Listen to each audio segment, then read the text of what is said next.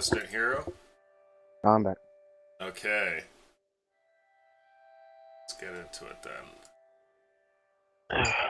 Ba-da-bum-bum, ba-da-bum-bum.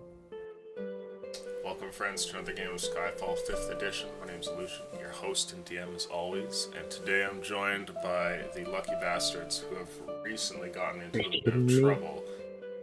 In your last session, the four of you who were plundering through the endless dungeons of Geofax managed to, on level 4, lose your only exit.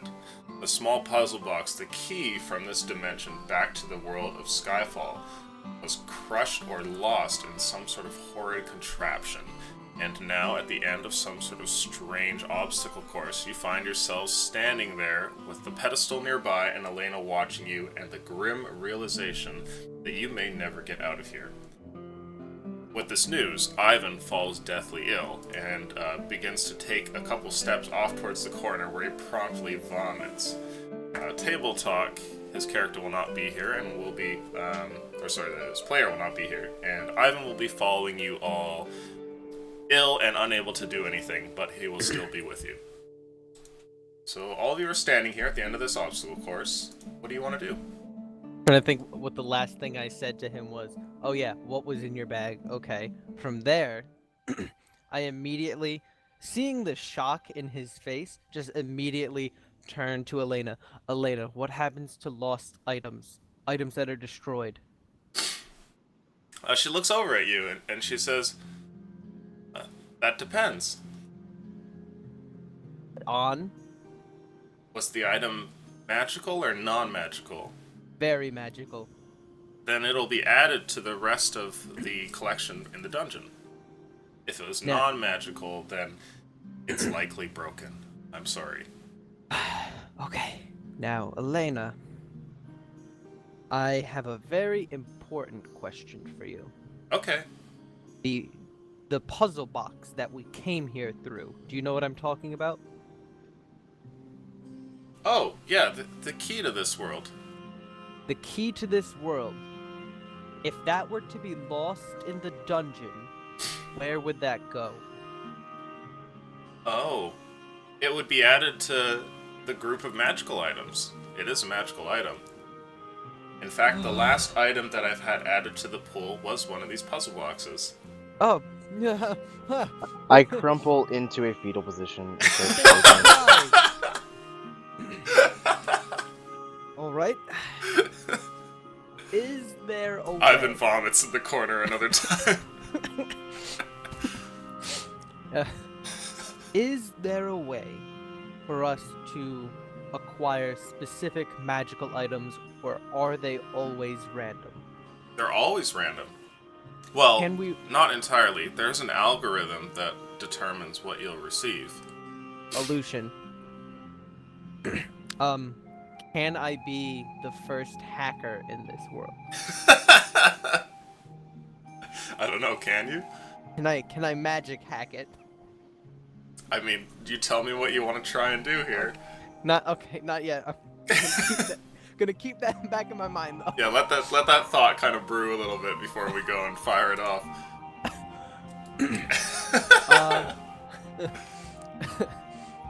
So Elena, what are the chances of us receiving the key to this world in our next chest? She says, I can't reveal to you the mathematical equation that determines what you'll get, but I can tell you that the end result is roughly 5% per dungeon level. Aha. Not. Well, we just need to clear a few floors and we'll have it in no time. Shut up, Zai.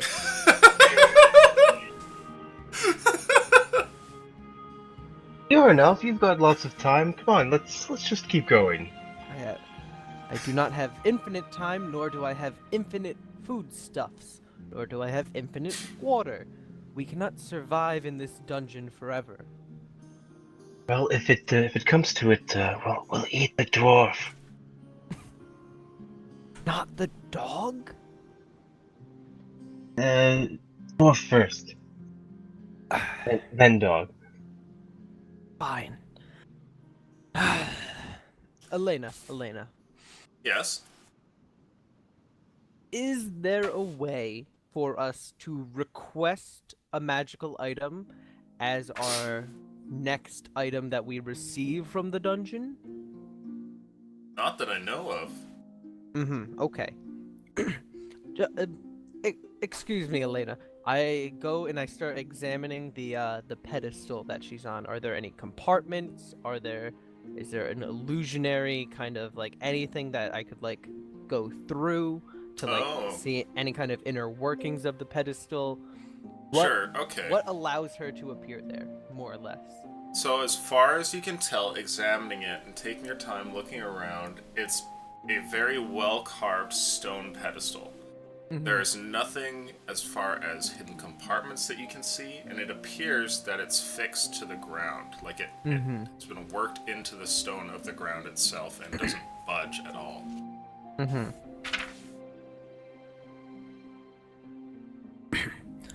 So, Elena, how exactly do you appear here before us?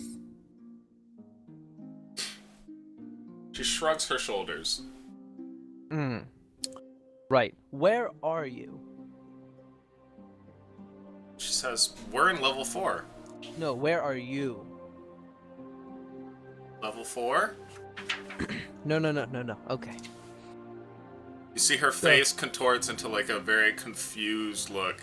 I understand you're confused, Elena. You appear here, but you also appear on all the other pedestals. Is there a main pedestal or somewhere you come from and project to these pedestals? Well, when I'm not at one of these levels with you guys, I'm asleep. Where are you asleep? Fields sometimes.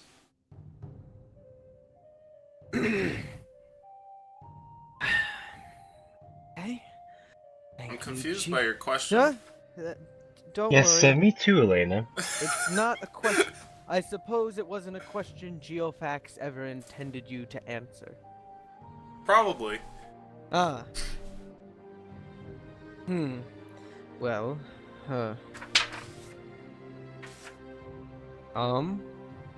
what else is kind of at the end of this corridor? Oh, interesting. So, all behind you is just this torn up and absolutely eviscerated earth that goes down an incredibly lengthy hallway. However, at the very end of it, where you are all standing, you're on a sort of raised stone area, and there's a single door there past the pedestal. Elena, what's through the door? You know I can't tell you that. I mean, is it the next level or is it level 4? No, it's not the end of level 4. You're Okay. only halfway through. Right. Fine.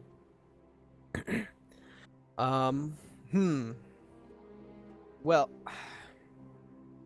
Elena, what would be the best way for us to go about getting the key to this world?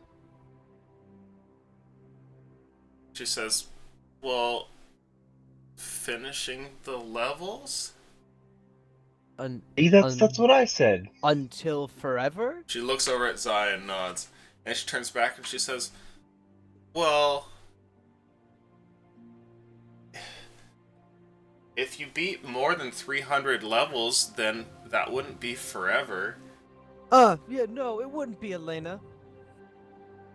Excuse me for my, curt response. She looks I'm at you just with like a little worried.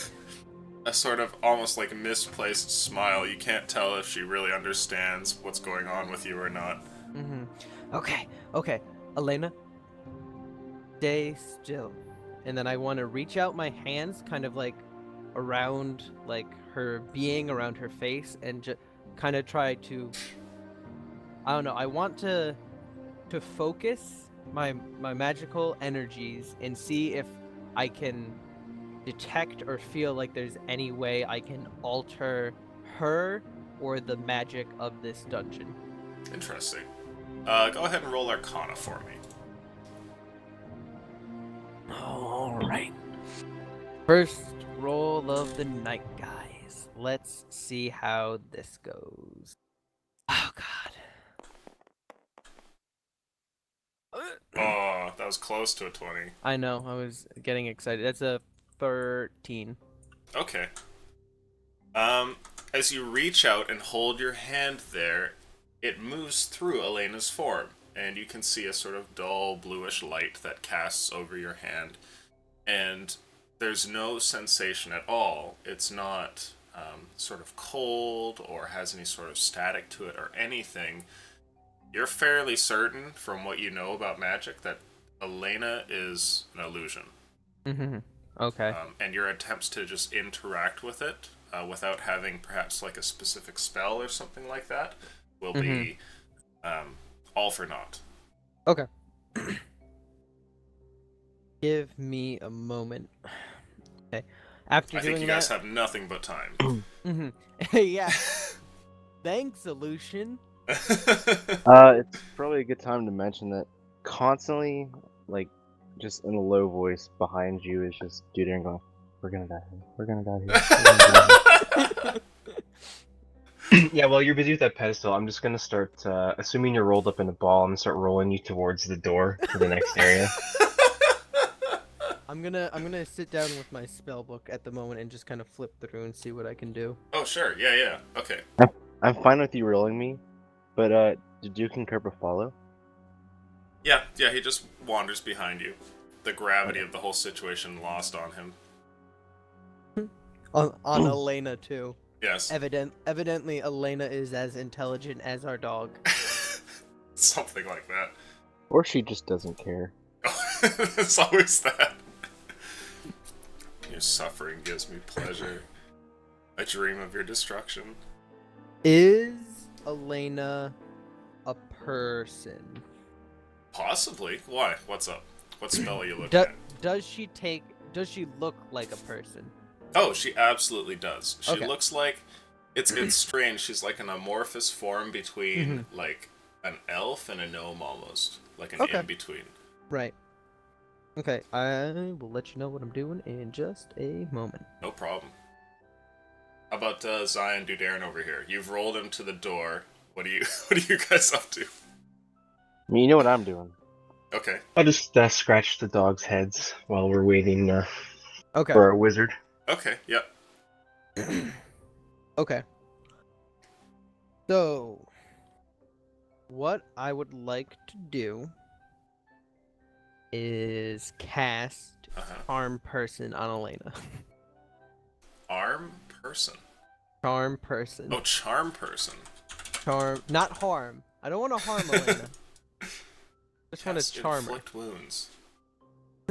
I would like to cast Power Word Kill. I have no idea if this is gonna work, but we're kind of grasping at straws at this point. Interesting. Go ahead and roll a straight luck roll for me, and roll a 20. So you're saying it's possible? You can do By this. some as a horrible little- magical fluke, it's possible. Channel the lucky bastard. Didn't channel hard enough. Okay, so as you reach out with this magic, you send forth this charming energy, and for a brief second, you realize that all is for naught, and being an illusion, there's nothing for your magic to grasp onto, and the spell just fizzles off. I mean, she's sentient to a point. Indeed, yes. Doesn't help. What you're, you feel like the closest analog here to what you're attempting to do would be like trying to charm somebody through a sending stone who's like across the world. You know what I mean? Okay. And Yeah, unfortunately, it doesn't quite work like that. You can't reach through a telephone and punch somebody as Hey! much as we would like to. in cartoons they can. It's very true. Okay. So, as I kind of feel the magic just like fizzle out, that she is just an illusion, not something like a little bit greater, because Geofax created her or something of that nature, Meneltiern just falls to the ground in also a fetal position and begins to weep and as similarly to Dudarin, just quietly to himself, we're all gonna die. We're all gonna die. All right, well, I'll roll him over right beside you, Darren, and yes, if it's just me here, I'm opening that door. It's opening that door. Okay. You reach over, your companions just beside themselves, and you decide to see what is in the next room. All the treasure. And there you see what appears to be a very small chamber. There's another door on the other end of the chamber. Torches light all around its walls. And there is a exit shaft, a glass tube that goes through the ceiling in the room. Okay.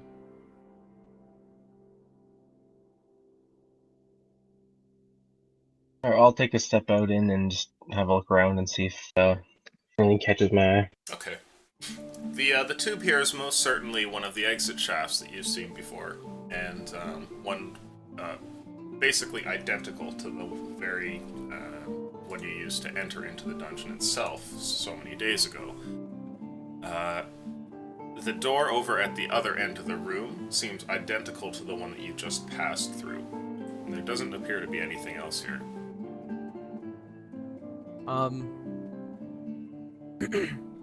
Okay. So, Meneltiern is actually gonna stop his fetal rocking Okay. and go, wait a minute. And he's gonna rush over to Elena and say, what does Geofax look like? Oh, interesting. She says, he's a tall human wizard with a long beard of gray and white hair.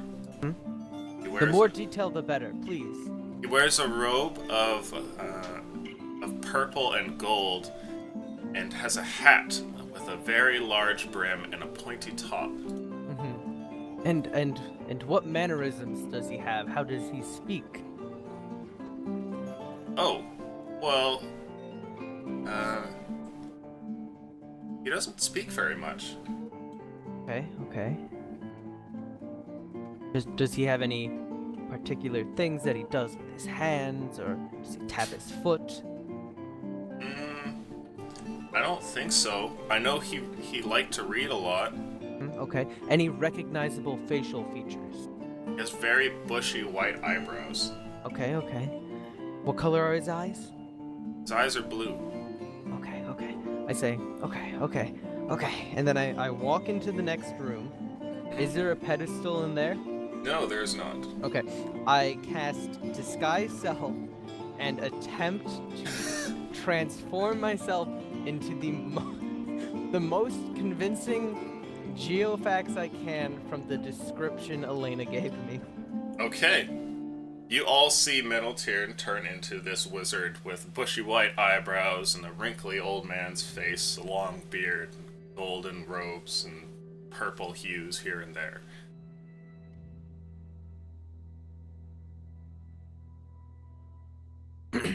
I kind of clear my throat a little bit.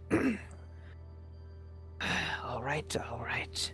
And then I grab my spell tome and I just kind of carry that at my side. And then I come back around the corner and I say, Elena!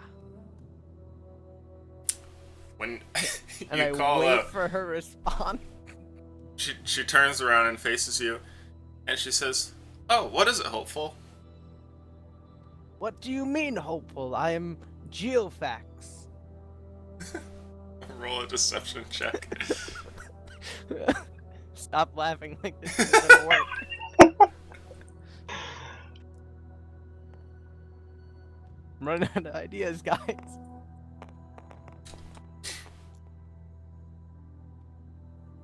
Okay. 17. That's a 19. She says, "Wow, that's really good. What do you mean? You look just like Geofax." I am Geofax. No, you're not. Yes, I am. She just shakes her head. What do you mean? She doesn't appear convinced. I cast.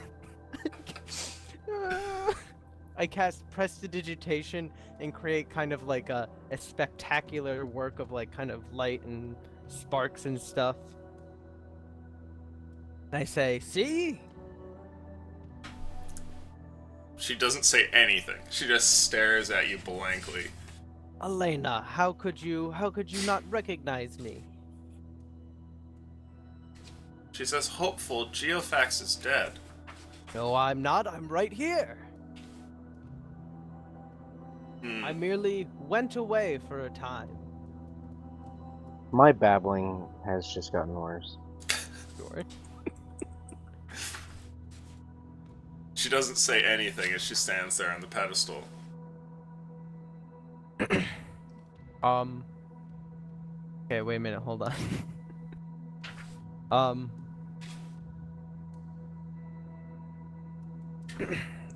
Okay.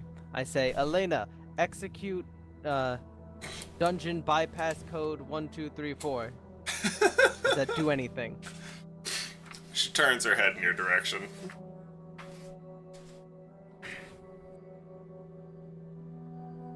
Elena, how could I prove to you that I am Geofax, the great wizard? She says, hopeful, Geofax is dead. How can you prove that? Because he is. That is not an acceptable answer. Okay, well, I'm going now. No. No, you're not going. And then I'm she just Geofax. disappears. I drop disguise self and fall back into the fetal position. I thought it would work.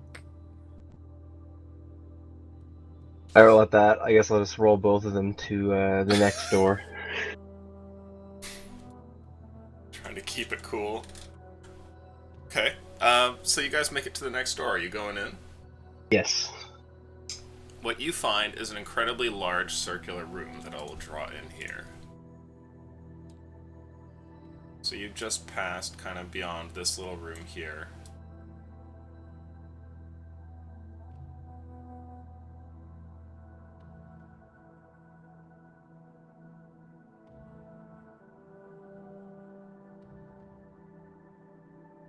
This circular room has a number of doors that line around it, and also a main one across its way, which appears to be the one with the set of padlocks on it. There are 3 padlocks on it, and there is not a same number of doors like the previous dungeon level that you had been through, but many more than 3.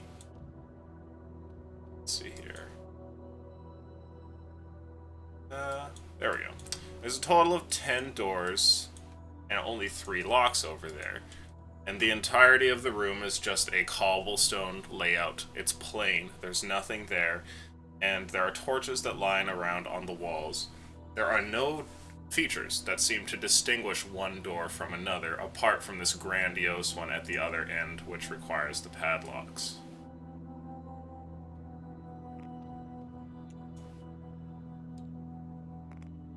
Okay.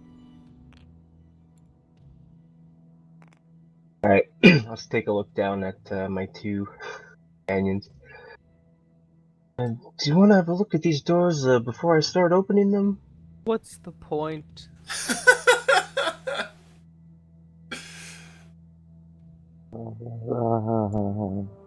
Hope is there is a 5% chance of us retrieving the cube, the box, the puzzle. We will die in here. 5 is better than 0% chance. I don't expect you to understand mathematics. 5% is very, very, very tiny. I start to turn this doorknob. Okay. Turning the doorknob there, you find a small room on the other side, and there is a small pedestal at the back that has a floating key on it. It's a very familiar sight, but the rest of the room is a little bit different. You notice that there's a second pedestal there, not just the one that has the key on it, but another which has a bunch of gold atop it. And you notice that the pile of gold there seems to be in motion. The gold that is on top starts disappearing from the point that you open the door and look around. The room is otherwise completely empty. And so you're left with this strange box with a couple of torches on its side, these two pedestals at the back, and one of them has a bunch of gold on it, which is just apparating. One coin disappears, another coin disappears, another coin disappears.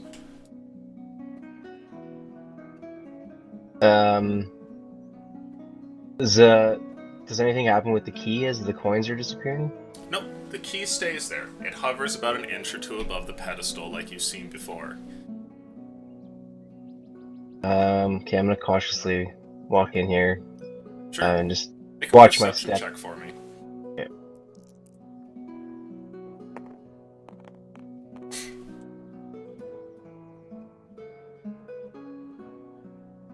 Okay. 16. Okay. As you step inside, you notice that this room is most certainly trapped. You're getting wise to the cunning little devices that have been placed throughout this dungeon, and you notice a small tripwire that rests at the center of the room. And beyond that, something else, what looks like it might be a false floor that's up ahead between you and the pedestal. Okay, well, I'll step over the tripwire and just make a mental note of where that is. Okay. As you step over it, you gracefully make your way across, and where do you want to go? To which pedestal? If it looks like there's a bit of a false floor, I probably want to walk towards the one with the key, and probably like along the wall. Okay. Kind of maybe tracing with my foot a little bit to see if there's any. Looks like there's any breaks where the floor is going to fall out or anything. Alright, so as you travel along the side of the wall, you eventually get to the pedestal that has the key there. And when you retrieve it, something happens. You notice that the gold disappearing from over on the other pedestal stops disappearing and stays there. And you're left with what looks like 7 gold coins atop the pedestal.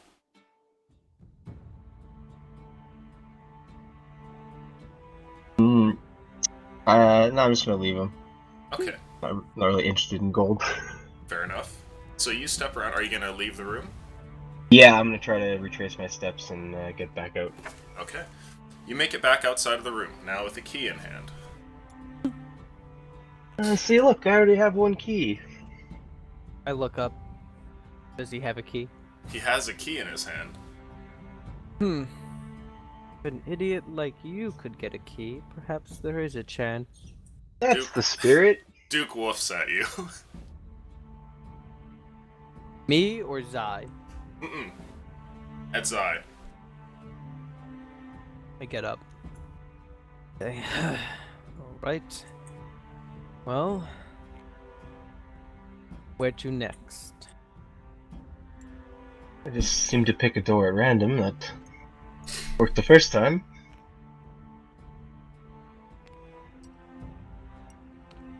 I'll head to this door. Okay. Let's see here. Beyond this door, you find a similarly shaped room. It's identical in size, and at its end, you find, once again, 2 pedestals, one with a pile of gold on it, and another with a key that rests atop it. But this room is not empty, and you find what looks like a group of strange zombie-like creatures that wander about, and the moment that you open the door, they instantly turn their attention towards you.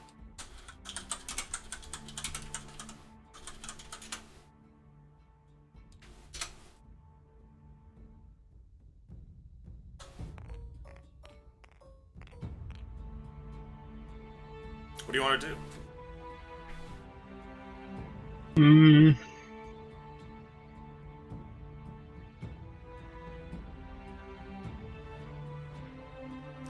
The creatures have a pale flesh. It's like a off color of gray or perhaps a bluish, purplish, sickly tinge. Their mouths have been augmented with very sharp fangs, and their arms contorted to be lengthier than they should be, ending in very large claws at the end.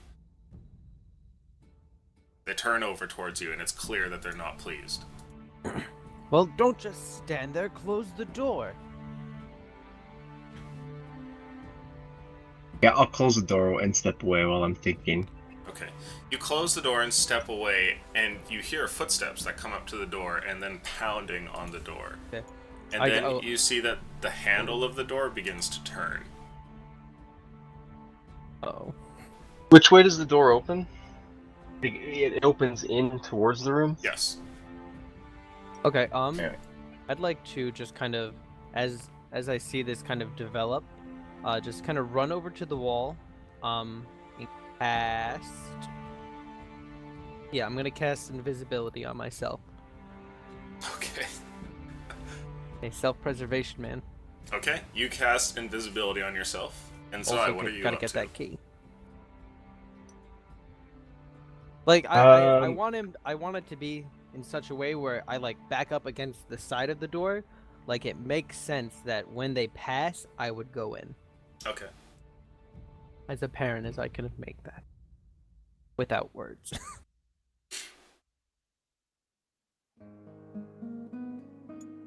I'm gonna hang back here. Back them when they come out. Okay. So the door opens, and sure enough, these creatures begin to pour out into the room. And as they do, they sniff around and immediately turn in your direction, Zai. And I'll have everyone please roll initiative.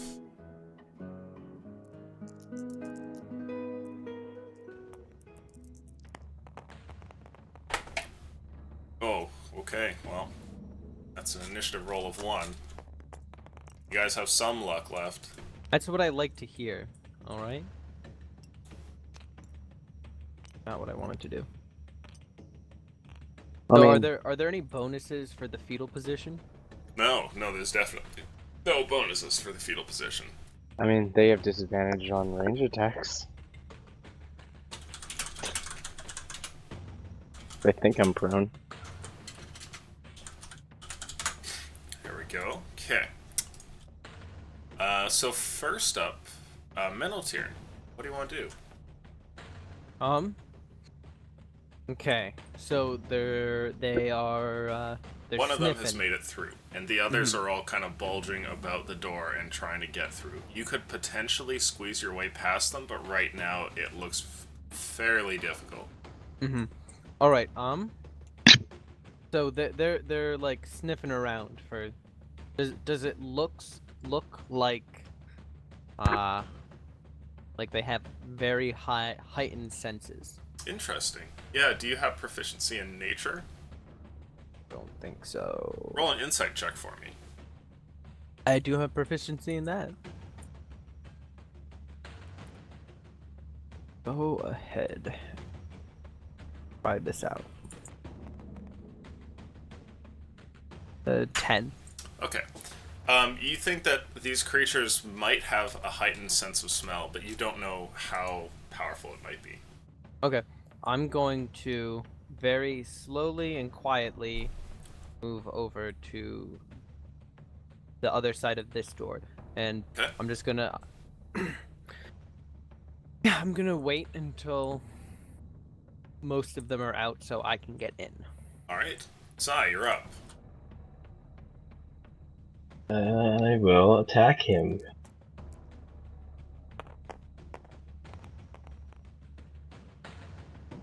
Ooh, janked. Awesome. The classic 8-10. Goddamn tabletop. What? Oh, it's an 8. Just do it again. Wait, what? Yeah, Oh, it's yeah, janked it's again. between. Oh my god. Alright.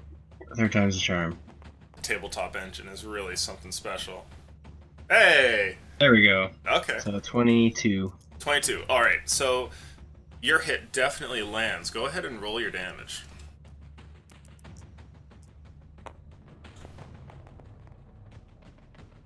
Six damage. Swinging with your club, you get a good blow against this creature, hitting it across the face with a heavy crack.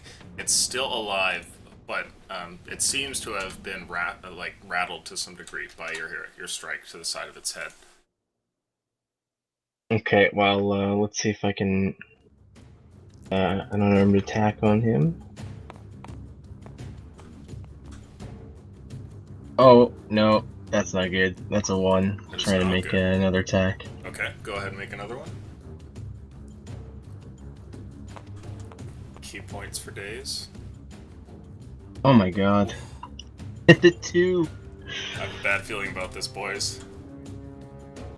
Oh well. Alright, that's about all I can do right now.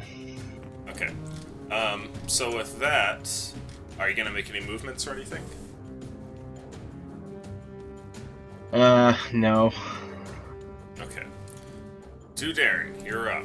What do you want to do? I stand up, like, very slowly, like pick up my sword, and like dragging it behind me, and start walking towards the fight. Okay. This creature swings at you, Zai, and another one makes its way out of the room and floods around you, while the rest start to crowd around the door. There are 2 attacks in your direction here. Oh. Well, one of those is a 12, but the other is a 23. 23 will hit.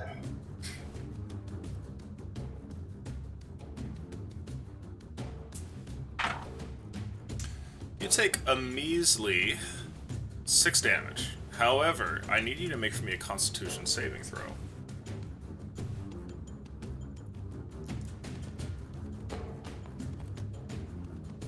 Oh, 5.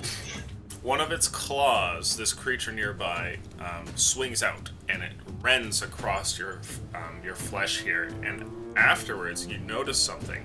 A strange feeling runs over you. At first, it's like a warmth from the wound, which then turns to a cold, and you freeze up, paralyzed, unable to move. Great. Meneltir, it's your turn. Nice knowing you guys.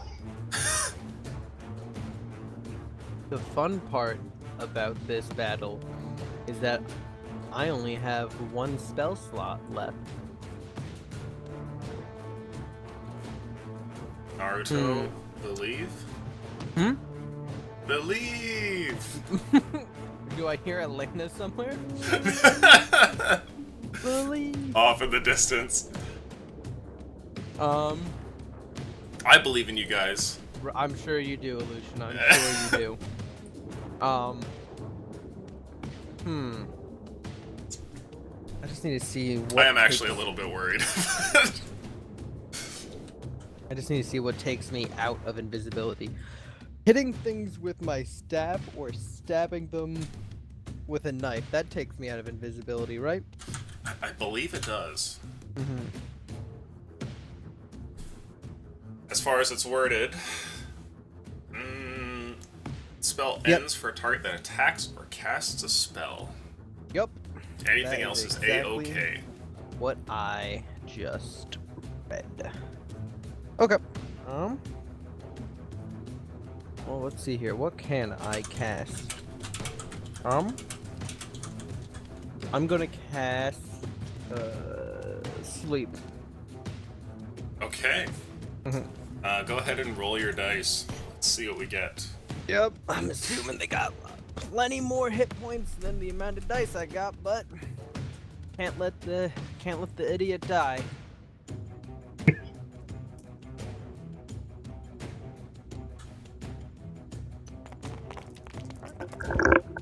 Whoa, that's actually not bad. I see a couple Although, 8s in there. I also see two 2 ones. 2 ones. Yeah. 21. 21. Okay. The creature wounded by Zai immediately falls asleep. You see that the rest of them seem to be unaffected. Okay. Well, fuck. Okay. And at that point, I'm visible. Yes. So. You have also garnered some attention, and as you appear there, some of the ones making their way through the door look over towards you. At which point, I immediately. Wait, do I have 30 or 35? 30. I immediately run away. Okay. I want to kind of like skirt around closer to beefy people, but also not kind of just like making a beeline. So we're gonna go right there. Oh boy. Okay. I'm sure. Zai, it's your turn. You can What am make I- a save to try and break out of this. So, a Yep. Constitution saving throw, please. 21. Okay, you're broken out of the strange effect and can now move around again.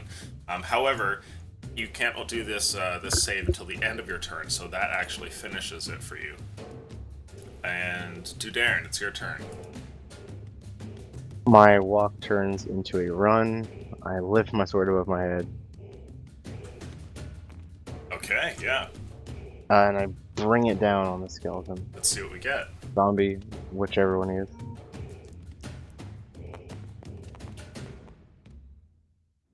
Ooh, okay. Oh, come on! What? Oh, tabletop physics. No, it's a 19. I crit on a 19. Oh, do you? Are you champ? Yeah. Hell You yeah! are. Fuck yeah, dude. Roll the crit damage. See how Fucking savage we murder get. the shit out of him. How many ones can we achieve? Hey! Well, hey, that's not bad. Plus... That is 17 damage. 17. Okay, I'm gonna roll some luck for you. With a heavy strike, you swing down, and it cleaves straight through this creature's neck and down through the lower section underneath one of its arms. And you throw both halves of it just kind of onto the ground, and it dies there immediately. It like writhes around for a second before just going limp. And I pick my sword back up and look as I... Fear not, citizen, the hero Dudan is here. My hero! Hey, you can't for- say that. For your note, Illusion, he has had a psychotic break. I figure as much. Somewhere in a distant dungeon hall, Elena shouts, "Believe!" Is that your turn, Dudarin? Yeah. Okay. The creatures come out here and start to filter about. And Not that Wait, one. isn't that one asleep? Oh yes, yes. So this one can't move. This one will step over him. Skeletons are very annoying because they can't fall down. Yes. I will find a different model. This one comes out, but one of them Bullshit. dashes towards you. I have some attacks coming out. 2 on Zai, 1 on Dudarin, and 1 on Meneltyr. So, Fuck you. or sorry, no, not 1 on Meneltyr. Oh, thank God. Here we go. For Zai, that's a bad roll. A 19 though. Does that hit? Yep. Okay. I need a Constitution saving throw, please. Ooh, that's rough. 18. Okay. You take 9 points of damage, and you feel this paralytic effect starting to come on, but your body's able to shrug it off, and you can continue moving around and fighting. There's a swing at Dudarin. Oh, okay. Well, that's not going to hit. And I laugh loudly. the psychotic break has taken effect. Ha ha ha. Meneltyr, it's your turn. Ooh. I use hypnotic gaze. Ooh. The cheeky ability. Hypnotic gaze is... It's my School of Enchantment. I'm trying to remember if it's a charm or if it's like a restraint, like what it Charm. classifies as. The charm. It's a charm. Okay. Your hypnotic gaze doesn't work. Yeah, fuck you. That's all I have to say about that. Is that your turn? Yeah. Yep, Okay. Yep. Because that's my action. No, I guess it's an action to disengage, or I risk getting smacked. Is it worth that to move? Lucian, I have 17 hit points. You have more than I do right now. Right. Yeah, but be a hero. also- Yeah, be a hero. Surprisingly, the high elf is not very heroic when it comes to, you know, feats of strength or things of that nature. Here. How close can I get to the doggo? Who God I hope won't just hate me. I'm gonna do it. I'm gonna move. Okay. Okay, you run towards the dog here, and there's a swing in your direction. One of these claws comes. Oh, that's a 20. Hey guys, I just wanted to say it's been a pleasure playing with you, and you know, all that. 5 plus another 5, 10. So you take 12 points of damage from a swing, and I also need a Constitution saving throw Right, from right. you, please. And if I don't make it, I'm assuming I couldn't have moved. Yes, you will be paralyzed where you were before. Let me just reduce those hit points down to 5. Oh god.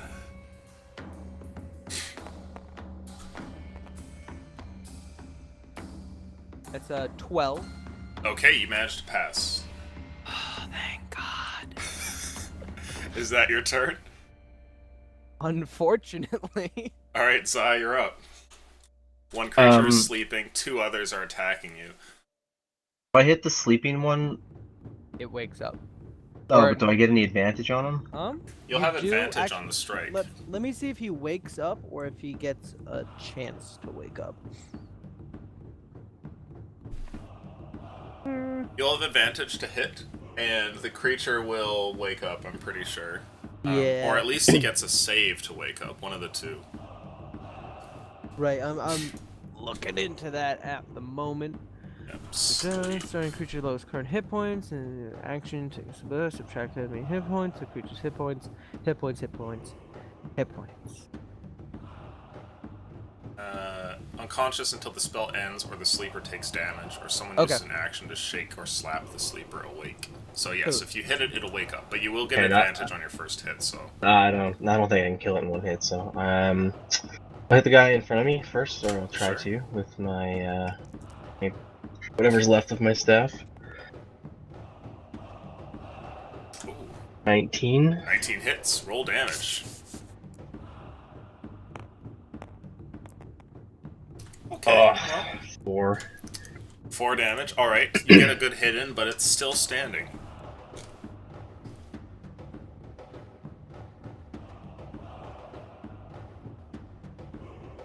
I'm gonna have to use a point to disengage and run away here Oh, okay. for the time being. So I'm gonna just jump to this dude and get off to here for now. Okay. You run over in that direction, and Darren, it's your turn. As I can't remember, I have a question. Yeah, for sure. What's up? Did we have a short or long rest before we went before we started this floor? Before you started the floor? Yeah. You would have been able to get at least a short, but I'm pretty sure you didn't get a long rest, did you? So it went after we killed the Minotaurs, we got a long rest, and then we went into the Hallway, which would have led you here. So hallway of death, and we haven't rested since. yeah. Right. I was just making sure for my stuff. Because I take a lot of damage here. Mm-hmm. I'll just... So you probably have like your action surge and all that stuff, I imagine. I'll take you all in at once. Yes, he is the hero now.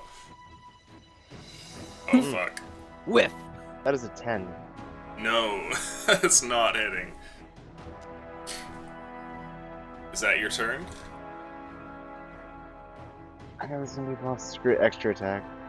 I didn't think this is how it was gonna happen, guys. I'm not gonna lie. I don't think any of us did. That is a 12. 12 does hit. That was good for a singular crit.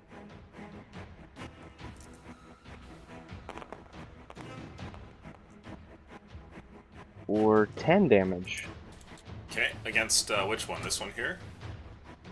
Just the one I'm facing. This guy? Okay.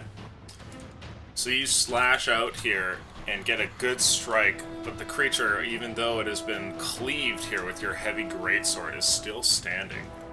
Is that your turn? Yes. Oh fuck. I feel the TPK is evident. That's what you think. Let's see here. So these three quickly surround you, Dudarin. They're like ravenous animals and think for little more than just killing. As they come around you, they start slashing in your direction. The one over here sees you approach, Zai, and turns towards you. So let's do the 3 attacks on Dudarin first. Okay, well, I think that's 2 misses, but one of those is a 20. So, does a 15 hit you, Dudarin? Yes. 15 hits? If I'm not holding my shield, it does. Oh god. Okay, a hit and a crit. So Hey, Dudarin. I really liked you when you were alive and everything. I just want you to know that. Dudarin, you take 4 points of damage from the first strike, and I need a Constitution saving throw. Well, I'm good at those. So.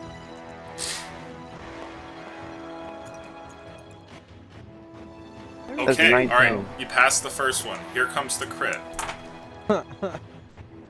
Okay, so that's not great.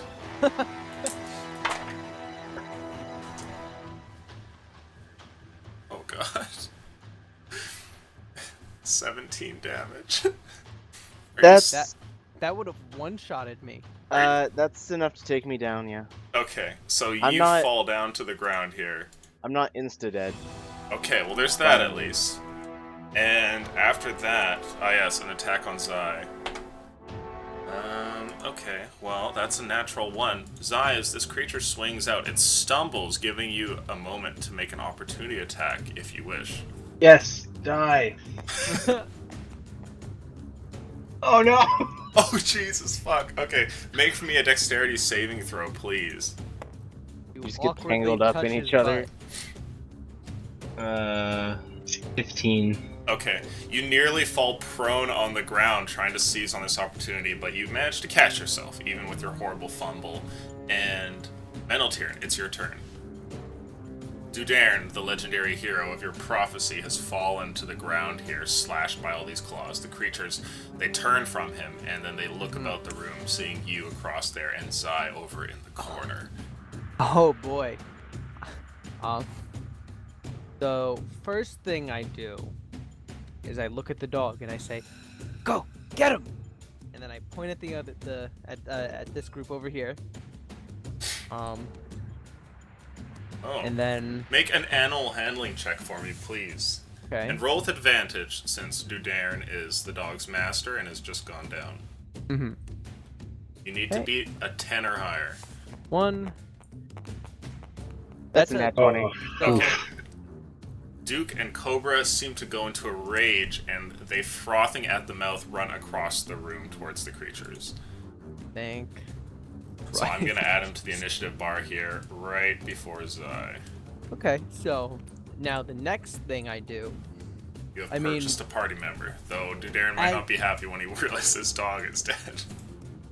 you know, I mean, in the words of Sir Knight, I don't think he would think this is very honorable, but Meneltirn is gonna go right into this room and just hide.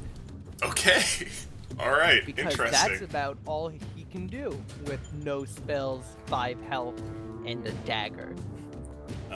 Duke and Cobra here. Let's see.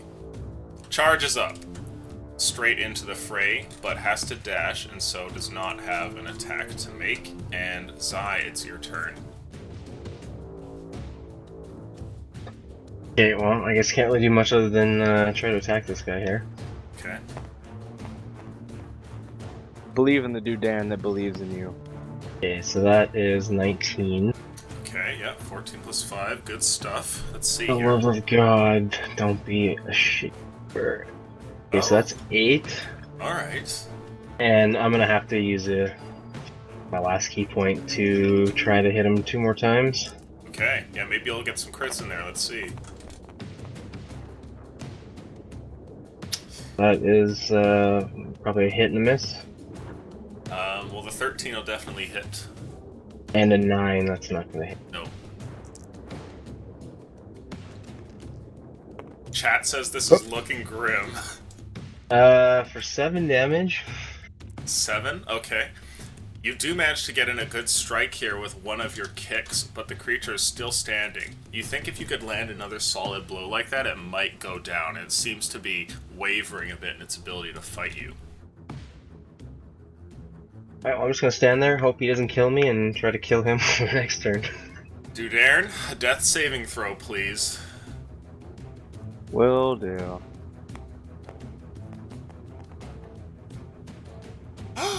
Okay, alright.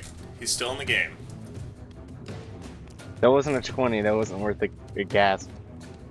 That's, well, from my perspective, I'm just thinking there's no hope, there's no hope, there's no hope, right? So when something good happens for you guys, it's like, oh god, the chance is there. You need to have hope because Dude Aaron does not. It's probably Well, I guess he does now. it's having some sort of weird dream. Who knows? There are 3 attacks on Duke and Cobra here. Oh, and 2 of those are a hit. Okay. 8 damage and 7. 15, so Duke is still up. Let's see about the Constitution saves. Paralyzed. Sorry about your dog. And 1 attack on Zai. That's a 4. Okay, so you're still up. Let's see, Meneltier, your turn. Okay. You're cowering in the other room like any good party member would. I'm a wizard with no spells. And all my cantrips are useless. Can I what are the limits of minor illusion? Minor illusion. It details the limits. Just tell me what you're thinking here and I'll let you know. I can't like force minor illusion into perhaps giving off a very poor facade that I am like one of these creatures. Oh, no. No, I didn't think so. That is beyond its abilities. Yeah. You have no offensive cantrips, do you? No, I don't. Well, there's your answer, chat. Always bring Firebolt. Unless it's for flavor and you're comfortable dying, cowering in a room. It's all for flavor. It's all for flavor, yes! Okay, hold on. Hold on. Okay. There might be something here. And There Zai's is. still alive, so, you know. I have one thing that I can do. Luckily, we had the dog there to take up some hits now. Just absorb damage until it's dead. What's the cast distance on light? Or is that touch? Light is touch. Fuck. That's not what I wanted to hear. Ah, that you're telling me. Yeah. You should just throw your dagger and see what happens. Hey, it's a ranged weapon. I throw my dagger Yeah, you know. because Okay. that is about as much as I can do. Disadvantage, please. Make that roll. I peer into here and I fire it at him. Okay, yeah. Who knows, man? Who knows? Yeah, who knows? I think the dice knows. Let's find out. Bum bum bum.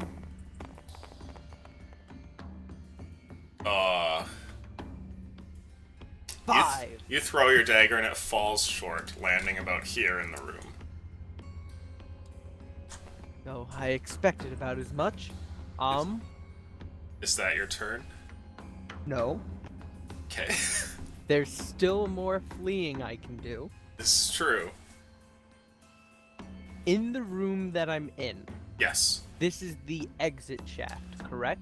Indeed. So right here in the side of the room, there is one of these boxes that can contain a group of about, 5 or 6 people total and goes straight up into the ceiling. It's completely made of glass. Okay. let's see here. I mean, that was my action, so I don't really have any other actions. Oh god. Would checking kind of so the limits of the coral turquoise in my staff Yes. are the water walking ability and the advantage on talking to sea creatures. Yes. Listen, stop. Look, I have ideas.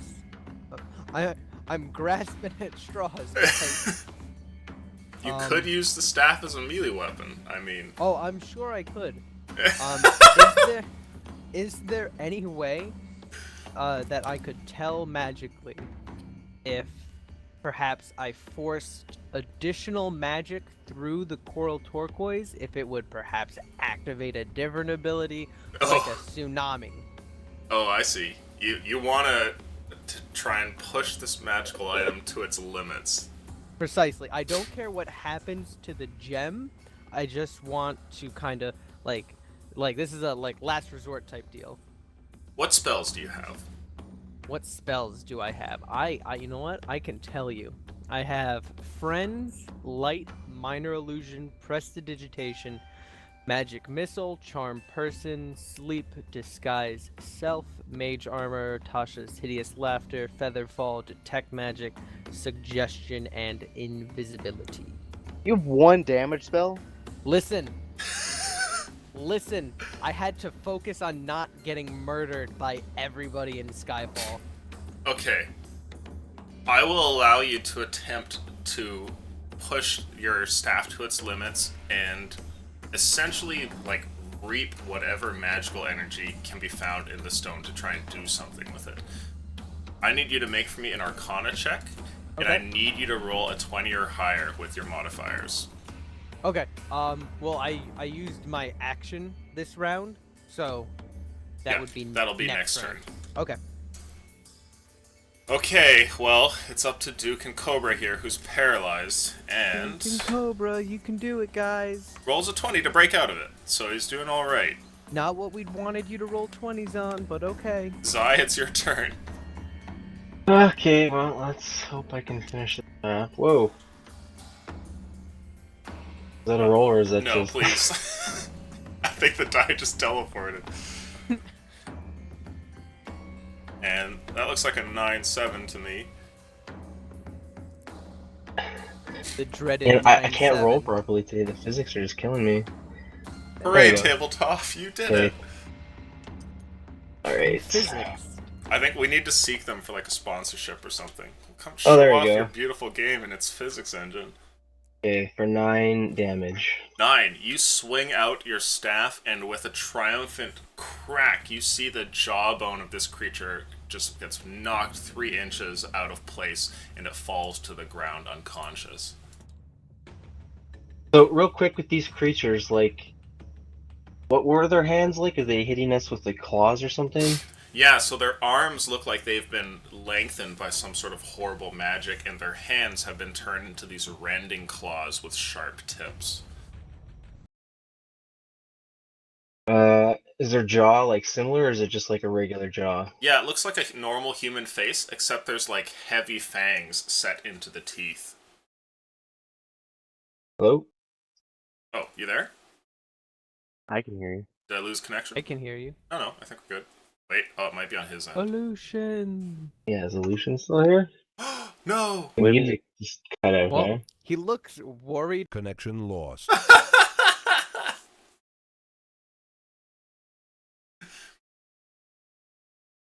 So to anybody on stream, I'm pretty sure that TeamSpeak may have just died for me. So give me a brief moment and we'll be back in here. We'll go to a waiting screen for a second.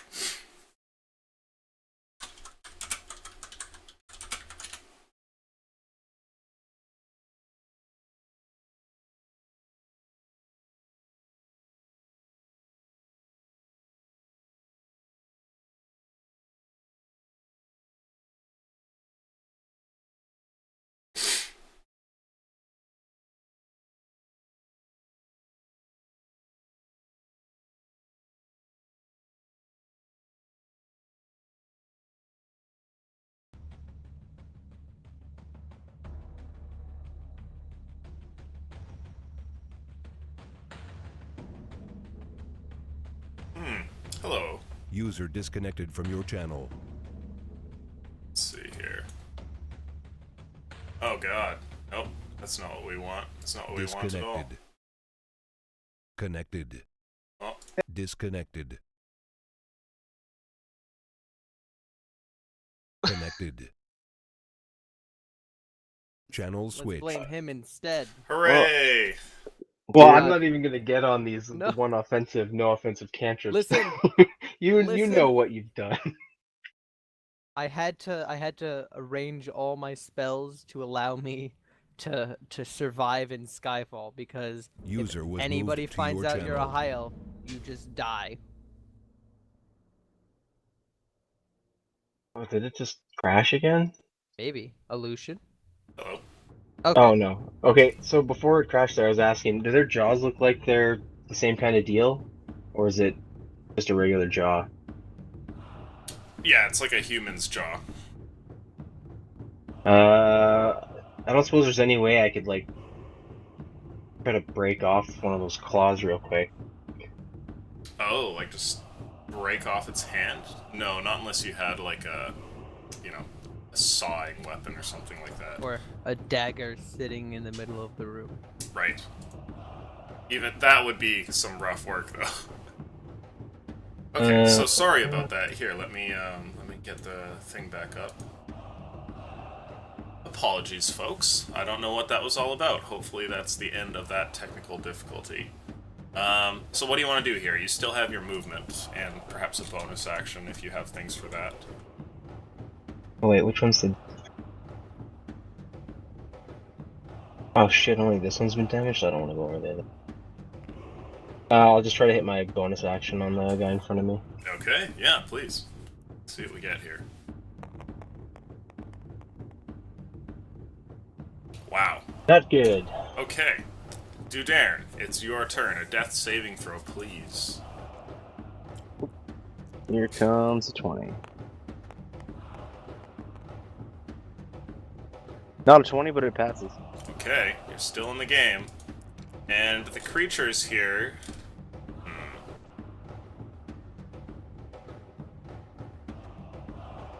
They turn their direction towards...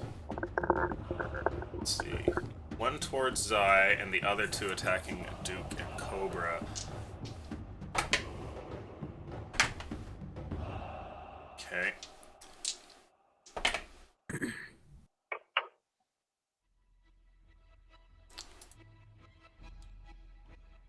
Your pet dog falls unconscious on the ground as two of them make slashes towards him, and then they quickly close on you, Zai.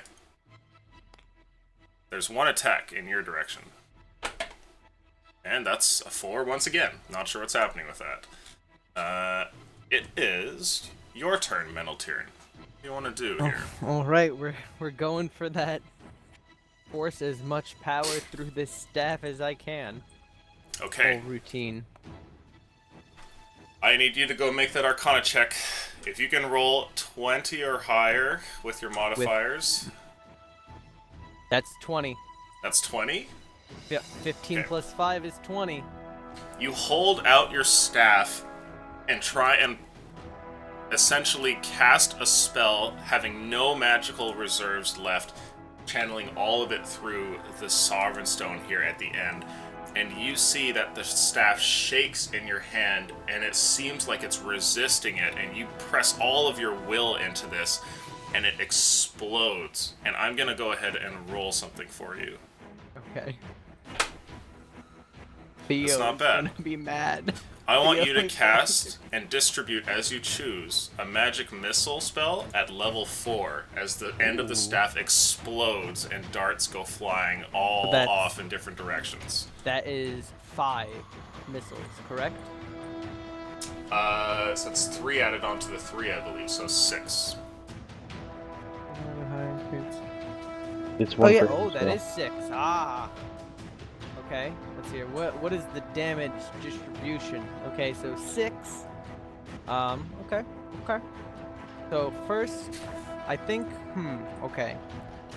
Wasn't expecting this to work. Okay. Well, can do you it. know what? Zai's got to be good for something eventually, so I'm gonna do 3 on this one. Okay. See how that goes.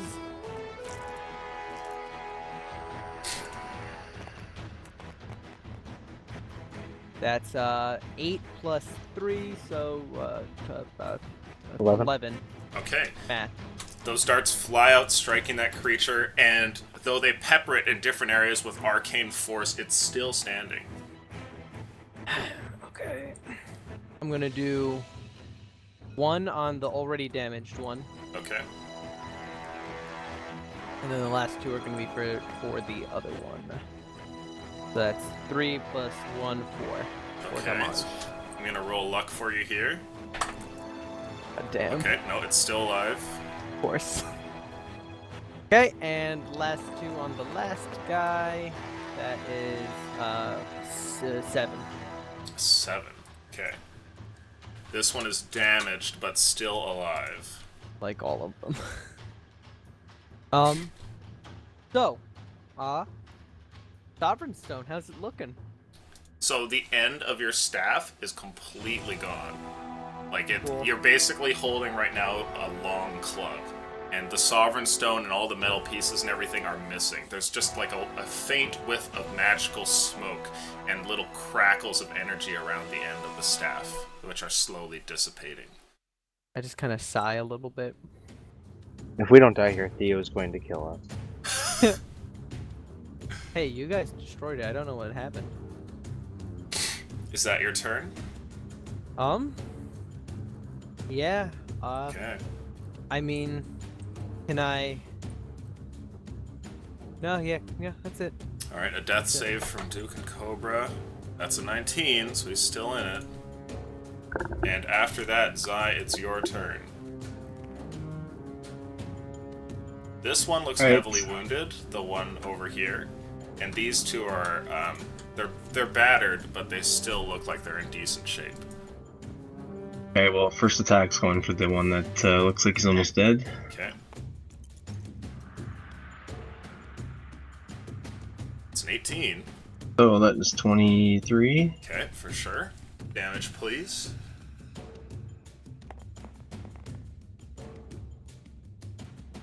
6 damage. 6. It is still alive. Alright, one more on it.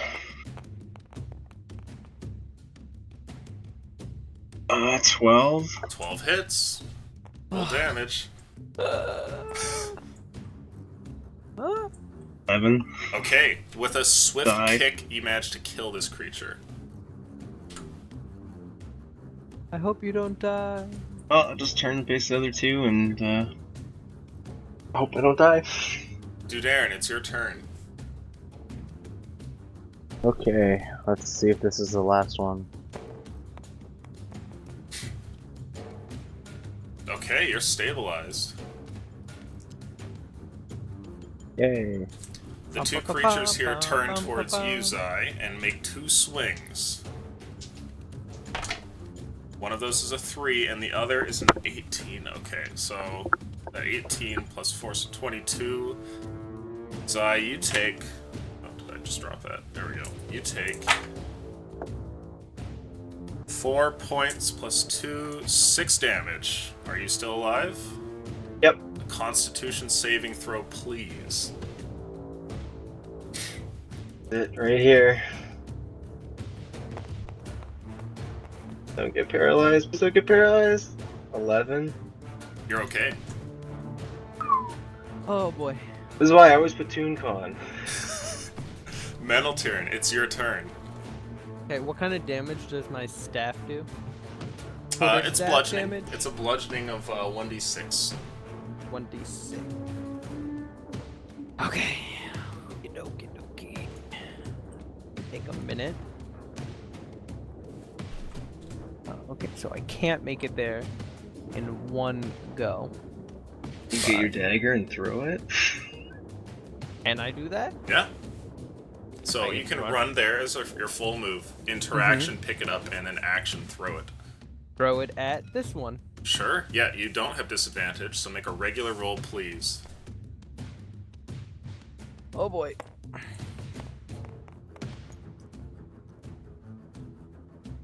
Right, that's 10. 10. You throw the dagger and it misses, unfortunately, landing behind the fight. Oh boy. Is that your turn? That's all the things I can do. Okay, a death save from Duke and Cobra. That's a fail. And Zai, you're up. Alright, well this guy, what, 14 damage? I'll try to hit him with my staff. Okay.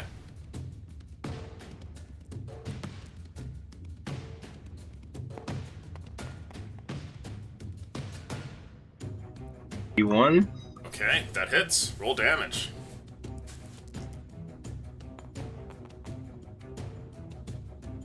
For 8 damage. Okay, with the swing of your broken quarterstaff, you kill this creature. It falls to the ground dead, leaving one behind you. Okay, Oh, alright. holy I'll turn to him shit. and try to hit him. Okay. There you go. 19. That hits. Go ahead and roll damage. What round of combat are we in, by the way? For 6 damage. Probably like 4, something like that. 4 or 5. Okay, okay. Yeah, your sleep Uh, is still active, if you're wondering. Right, because it's 6 turns. 6 turns. Or rounds, rather, not turns. I thought it was 10. 10. Lasts yeah, a minute, not doesn't it? Yeah, a minute. Yeah, 10. okay. Ugh. Math. Math. Hard. It's It's okay. hard It gets when us you feel all like on you're occasion. gonna die. Is that your turn, Zai? Yep. I'll just stand ready for the next attack. Okay. Dudarin is passed out, and the creature here swings towards Zai. Can Jude make a save to see if he rolls a 20? No, unfortunately not. Oh, that was a 4. It misses you, Zai. And Mental Tyrann, it's your turn. Right? There's a reason there's a nat 4 count. We see them a lot. Yeah. Okay, I run up behind him and smack him with my club, Okay. stick, whatever you want to. What's the Yeah, it's a club. What's the modifier? The modifier? Yeah. Well, do you have proficiency with simple weapons? Not that. Do high elves? I know they get proficiency with like swords and shit, but I don't believe they get it with just like simple weapons. It would be the same as a club for that. Nope. No, I do not. Okay, so that's Well, a that- miss. Yeah, and that's a 7. by the way. 7? Okay, unfortunately your swing doesn't hit. It's awkward. my- You haven't used your staff like this. Shut up, And- Kazlin. Let's see. I'm not happy about it. I lost my sovereign stone. Is that your turn? Yeah. Okay, let's see. Yeah. Duke fails a save. And Zai, it's your turn. Alright, first attack with my quarterstaff is 13. That hits.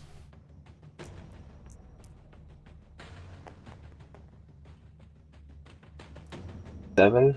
7 damage. Okay. Still up. As you swing out, let's see, rolling luck, you manage to fell the creature. Ah. As soon as he falls Combat. down, I stomp on him repeatedly. I go over to Darren and can I heal him in any way or rouse him from sleep? No, unfortunately not. Okay. Then I go over to the dwarf and I drag him into the box. Okay, you place the dwarf in the box. The dwarf in a box. While this And is happening, the creature over here at the end of the room begins to wake. I mean I would have motioned for Zai to do the same thing or told him. Are you gonna go and try and fix up this creature here, Zai, or are you gonna go and help Duke and Cobra pick up the dagger? Like, what do you want to do here? A good question. Don't do it. Just Is he be smart. is he still asleep right now? Yes, Not the for creature long. is asleep. Got Oh about man. like 30 or 40 seconds. I'm tempted to just try to kill him. Sure, go ahead. Yeah, I'm gonna try to kill him. Make an attack with advantage, please. Can I start to get to Darren and drag him? Ah, you would be partway into this room by the time that he starts attacking the creature. Okay. Given that you've already dragged Ivan and everything. Right. So here's the attack. The first one is... There you go. Okay. That's 22. That'll hit. And- So can I like? Would you give me advantage on the second one since I'm a monk and I have like lightning fast reflexes? Yeah, he's still waking up. Okay, so we'll do that one as well, and then I'll roll the damage. Okay. The old dagger to the throat alarm. That one's a 21. Okay, damage for that one as well. How much does a dagger do? D4s? Yep. That's not And bad. that is 15. The creature is dead and you are no longer in Ah. combat. I'm gonna tend to our little dog friend here. I Okay. get to Darren and I drag him into to this room. Duke and Cobra has failed another save before you can get over there since you went to deal with the creature. And, oh, what are we doing here? Sorry. Oh, That geez, is you already third? had 2 fail saves. Oh no! When you get over there, unfortunately, Duke and Cobra is no longer alive. Wait, they don't get 6 saves since there's 2 heads? Well, they only have one heart. Shut up. I'm trying to help you. You get over there, and unfortunately, it seems that you were too late. Oh, poor Duke and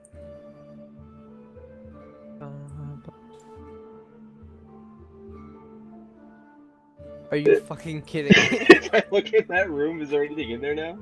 There's a pedestal at the back end with the key at the top, and another pedestal which seems completely empty. I'm gonna just make sure there's no traps and see if I can snag that key and come back. Sure, you retrieve that key. You now have 2. When I look at those dead zombie things, like, just describe their claws. Like, is it claws that naturally has come out of their hands, or Yes. what? Yeah, they're Are not they like big augmented claws? weapons. They're Are they like big claws though? Like, could I somehow take them and augment them? Not me, but someone who has the ability. I mean, possibly. It's definitely not something that you've ever heard of. Hey, Aleutian, just a quick unrelated question. Yes. How much meat is on a 2-headed dog? Probably a few days worth of food. Okay, that's what I thought. Yep. Keep that in mind. Dude, Aaron convulses in his sleep. Well, I'm kind of debating how far to take this psychotic break. Okay, well, we'll let you ponder that while you're unconscious here. Yeah, I mean, like I'm really trying to think of like how different Dude Aaron is now. Mm-hmm. Of course they read chat. Okay, so you guys all collect yourselves in this other room here. Zai, you now have 2 keys. What do you all wish to do? When Zai gets like into the room, I say, get the dog. We may need the food. Alright, welcome, drag Duke and Cobra. Alright. This is getting grim. A little bit. We have to survive and get that. Just get the box. Just need the box. Okay. When we're all in the kind of box, or the. Yep. The tunnel tube, whatever you want to call it. Yes. I say, Elena. Oh, she appears there just by the glass and looks over and she says, "Hello." If we go up the shaft, what happens down here? Oh. Well, this part of the dungeon will stay as it is until you've completed it. Okay. Okay, excellent. We'd like to go up. Okay. and then the whole thing starts to ascend, and you find that you are traveling through a dark hallway until eventually the bottom of the ocean starts to come into view, and you can see the sort of like faint light of the sea way up ahead as you start to ascend further and further. There are dim, strange little lights that dot the ocean floor around weird landscapes and strange buildings, and eventually you make your way up to the top, finding yourself in the exact same room that you were in when you first entered into this strange area. There's the great statue of Aurex over there and an altar in front of him, and you're in the center of the room there where the shaft goes back down into the ocean. Any puzzle cubes or anything? No, you find nothing like that. 0 puzzle cubes. What I thought. I'd like to just kind of briefly search the statue and just kind of like see everything that's on it, all the nooks and crannies and whatnot. And then if that kind of yields nothing, I'm just going to go into a long rest. Okay. Is everybody getting a long rest? I don't really have a choice in the matter. Okay. So, you go to examine this statue, and you find nothing like any sort of hidden compartments or anything of that nature. It seems like a genuine statue of some sort of religious figure, and it's, though very detailed, not concealing any sort of useful item. You get a long rest. Dudarin, you're back up. Ivan still seems to be ill, and all of you are here resting in this top room. So you are fully healed and everything there, Dudarin. I'm going to be sitting in like the corner, just kind of eyeing the dog corpse. Okay. When I get up, I look around and like, this isn't where I fell. No, it is not, Dudarin. Suppose you all carried me here. Dragged is more apt of a description, but you arrived here nonetheless. Well, I thank you for it. Yes, it got pretty close back there. Yes. We lost, the stone. Stone. The sovereign stone. Coral turquoise. It doesn't Gifted seem to to us. ring any bells to me. Gifted to us by Theo. Sounds familiar. Are you alright, dude? You, seem kind of confused. More so than I am. Probably. And that's saying something. I'm gonna do. I suppose that we don't have like wood or anything, right? No, you're in a glass box with a stone statue. Are the doors in the previous dungeon level made of wood? Oh, yes. Okay, good to know. I'll look at the. I'm gonna look at the corpse of Duke and Cobra. And I was like, did the dog fall in battle? Indeed. Although its sacrifice not in vain, we may be able to get a couple days' rations out of it. Well, as long as you guys look around the glass room. I was going to say give it a proper burial, but there doesn't seem to be a place for that. No, there is nothing here but despair. We are doomed. I'll walk doomed over, to put my. wander the dungeons of Geofax for eternity, I'll or walk until we over, starve. put my hand on your shoulder. Fear not, I'm here. For some reason, that doesn't give me much comfort. Oof. I Well, fear my prophecy may have been wrong.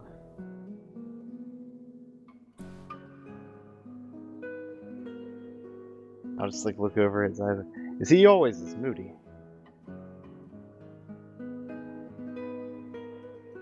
I guess Zai has no response. Zai, you're muted. He's probably muted by accident. Zai! Maybe. Well, he's not muted by accident. His He mic. could have is. hit a hotkey or something. Oh, his Uh, mic is, disconnected. Yeah. Hmm. We'll give this a brief minute here. Let's see. Oh, sec. Technical difficulties. Tonight is filled with them. Not on Not on- purpose. Okay. Good thing to preface it with, not Yes. on purpose.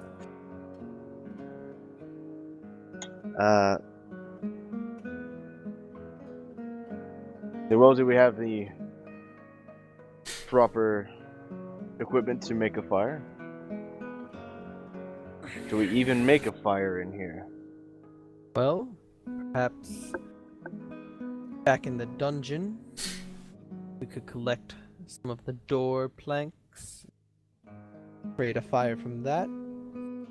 I don't know about myself. I know myself does User not joined have your any. channel. Hey! There you go. Hey. Your Hello? name changed. Sorry, but, yes. Ah. Oh, here, I'll fix it. Where were we?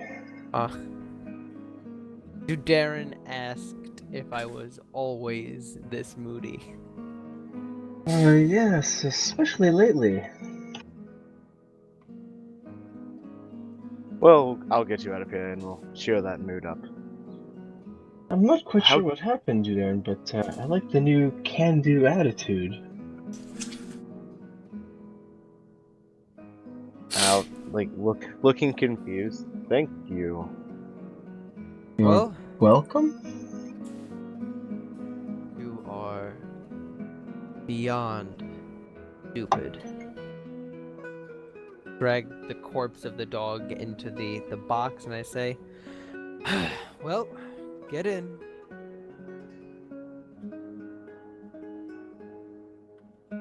I guess I'll fall back in and hopefully the elevator will take us back down. Okay, it does.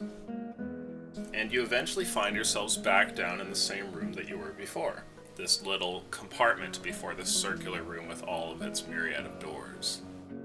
Okay, I'm just gonna kind of go into the middle of the room. I'm gonna begin my detect magic ritual.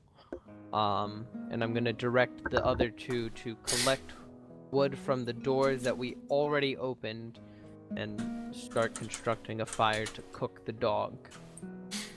Oop, Okay. I grabbed the wrong character. Taking the two doors there, you're able to eventually work them off of their hinges and start burning them at the center of the room in a bonfire. Quick you have a- question. Yes. Does Zai have any kind of what kind of pack does he have? I don't know. What kind of pack do you Do have? I Simon? have anything to help cook a dog? I have a Does- tin box. Okay. I was gonna say because Darren sure don't, and Ivan sure don't, and I definitely don't. I will produce the tinder box once we've Thank God. Okay. gotten some wood together. A piece of stray cloth is enough to sort of start the tinder there, and you burn little pieces of wood until eventually you've got the planks of these doors alit, and you have a decent fire at the center of the room. Oh, when we got down here, were the corpses of the kind of creatures still all around? Yes. Okay, good. And once my detect magic ritual finishes up, I just kind of want to go around to each door and see if I detect any kind of particular magics coming from any of them. The range is 30 feet, right? Oh, something like that. And I do want to get up and close to each of the doors. Okay. Let's see. Yeah, 30 feet. At As last. you remember, there's a faint magical essence that seems to fill the very air of this dungeon no matter where you go, but you can still feel other sources when you move around, and as you go to the different doors, You note that none of them seem to have any magic behind them, save for the final door. Okay. The school of which is unknown. Okay. Wait, what? Yes, you're not sure what school of magic can be found beyond that door.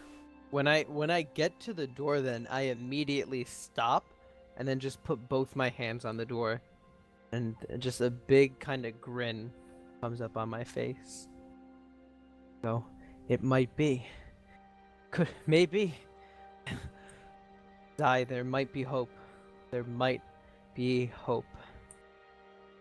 Well, yes, I already got 2 keys. I'll just get us a third, and we'll be on our way.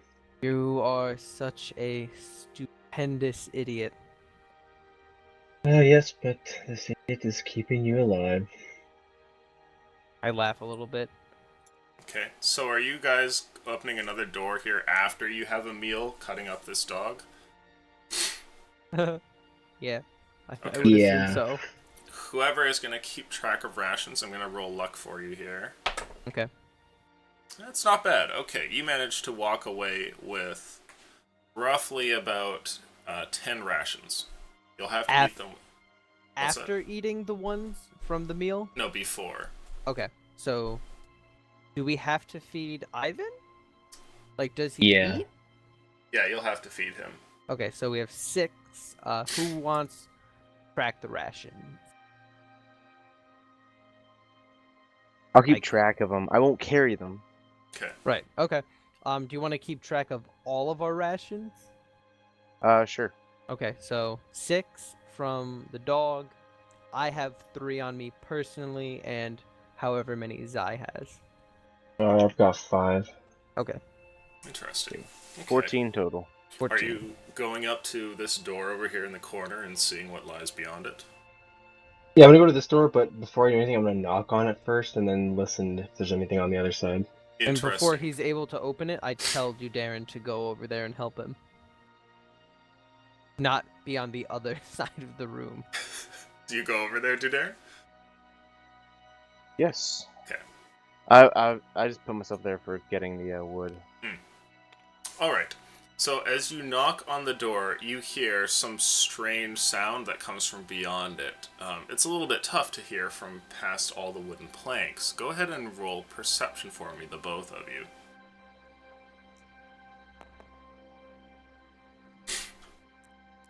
Well, it's either whatever. It's the 1. Wow. 5, 6. Oh, wow. That's a Is that a 18 or? It sounds like a bunch of creatures beyond this door. mostly a 5. You're not sure what they are, though. I go knocking on this door. Okay. Beyond this door, when you go and knock on this one, there's nothing. There's no response, and you don't hear anything from the other side. Alright, I'm gonna open this door then. Check the handle. I shout as like I see him reaching for the door handle. Too late. I opened it. Okay. You find on the other side another little room here with a pedestal at the back that has some gold on it and a pedestal that has a key on it. In this room, it looks as though it's completely empty. I go up to Zai and I say, "Before you go, can you give me both of the keys? I want to try something." I guess so. Okay. And I'll hand you both keys. I'd like to try the 2 keys on the on any of the locks, Okay. and see if these are specific keys. Interesting. So the keys, they all seem to fit into the padlocks with relative ease, and with a satisfying click, the lock and key disappears, leaving but a single padlock left. I say, "Okay, good, magical." Doesn't okay? Continue. Alright, so I'll just take my first step in and good look around. Perception check, please.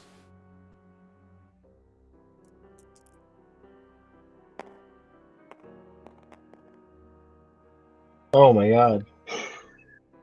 1. Okay. 6 with my mod. You step into the room, and it looks as though this room is not trapped at all. You find no evidence of any sort of tripwires or little stones out of place, that kind of thing. I feel like I've been in enough of these that I'd still probably be a little bit cautious. I'll try to go slowly up along the side of the wall. Okay. You step over towards the side of the wall, and as you make your way across, you accidentally run into something. There's a very sort of brief moment where you activate some kind of line that was stretching across the room. It's like a fishing line, a piece of string so small you couldn't have noticed it.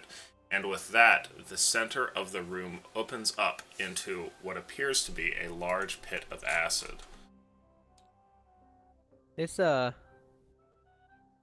Geofax guy really likes acid.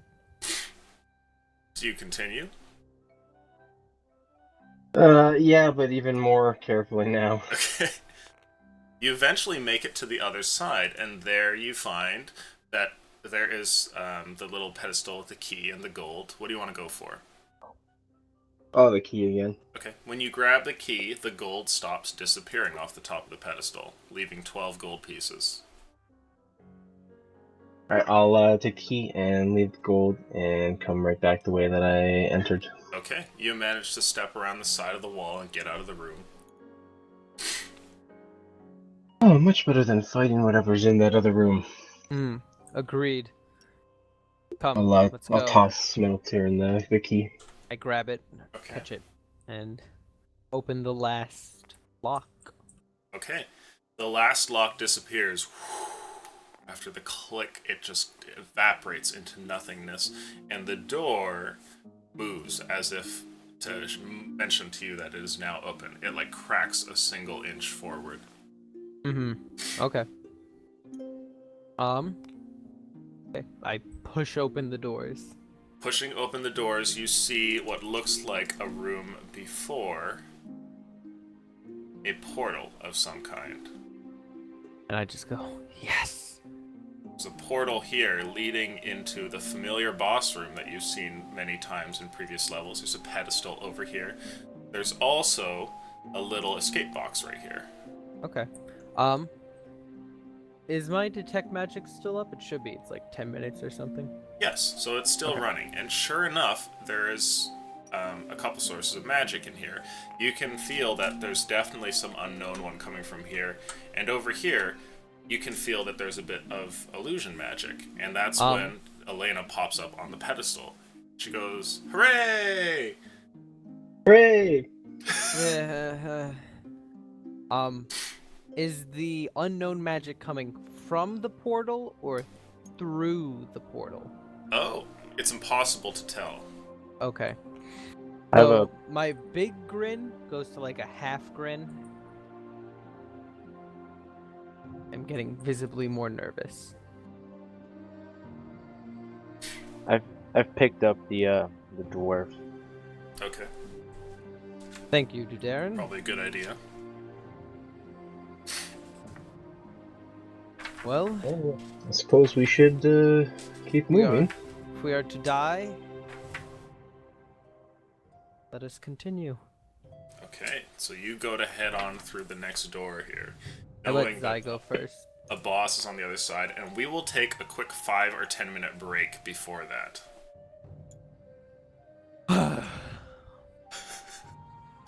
We'll be back in a second, guys. We are so fucked.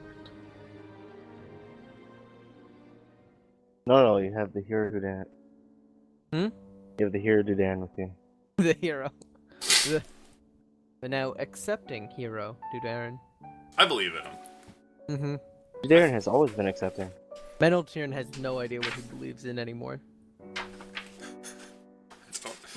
don't know what I think of humans. I don't know what I think of elves. I just... Get me the fuck out of here. Everyone's an idiot but me. That's basically the conclusion he's come to. There's a lot of layers on your predicament. Like, Mm-hmm. there's some sort of horrible devil who you now potentially owe your souls to or something like that, and, No, I think only one of us owes a soul. yeah, you think so? I'll try to make that bargain with Theo. Didn't you all sign it, though? I think he just Pretty gave sure it you to did. us. He just said, "Here, this is on loan." I don't know that we signed anything. I'm pretty sure you did. If we had, it would have been Dudarin. He seemed to be the chief liaison between us and the devil. It certainly wouldn't have been Ivan. I suppose it is possible that all of us could have, though. I mean, apart from Ivan, I would imagine. I think, like, everyone, like, left it up to Dudarin, but as of now, Dudarin has no memory of that. Right, exactly. Who are you, strange devil man?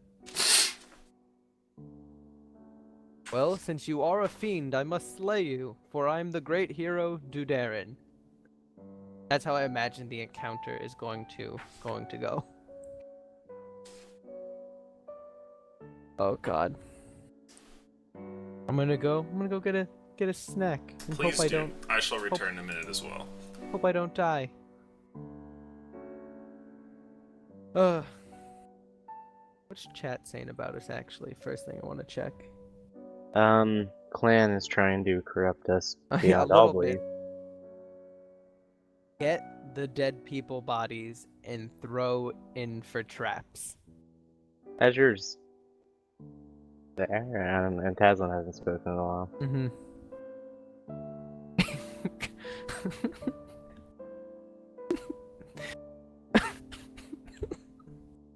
That's fucked up, man. Okay. I'm gonna go get a snack. I'll be back.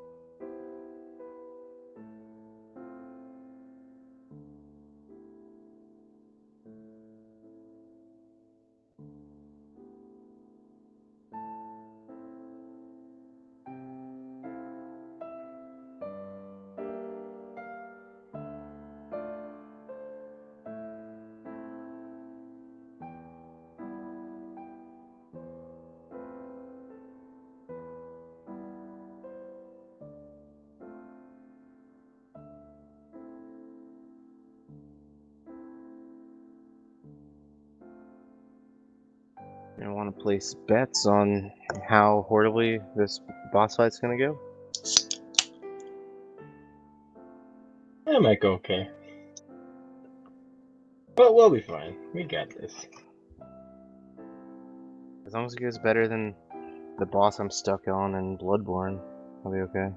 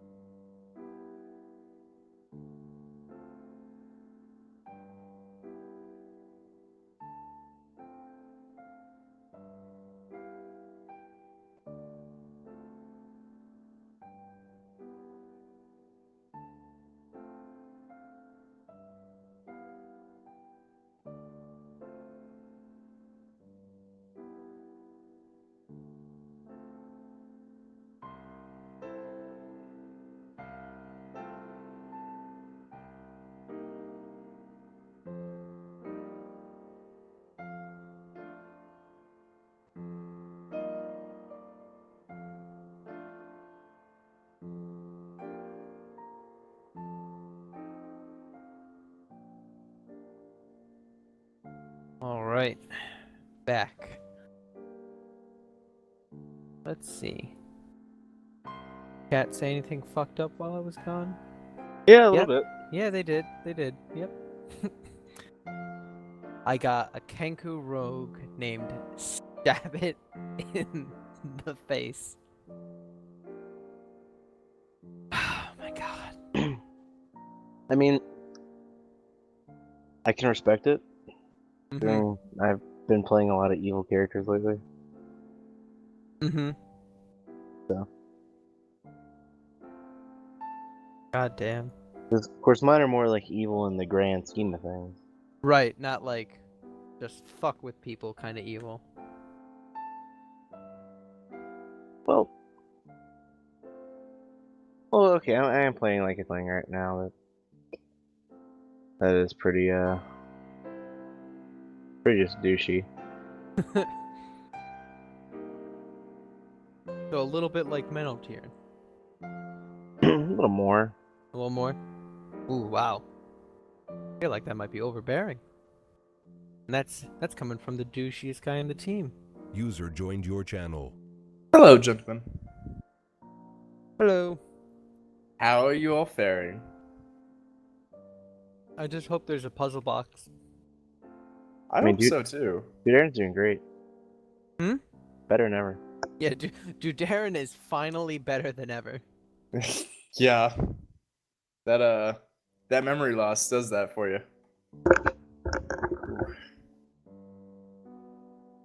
That's probably just a short-term side effect. Mm-hmm.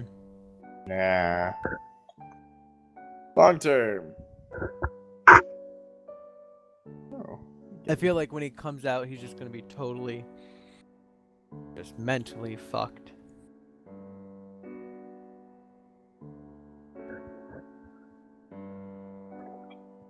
Why not? Why not?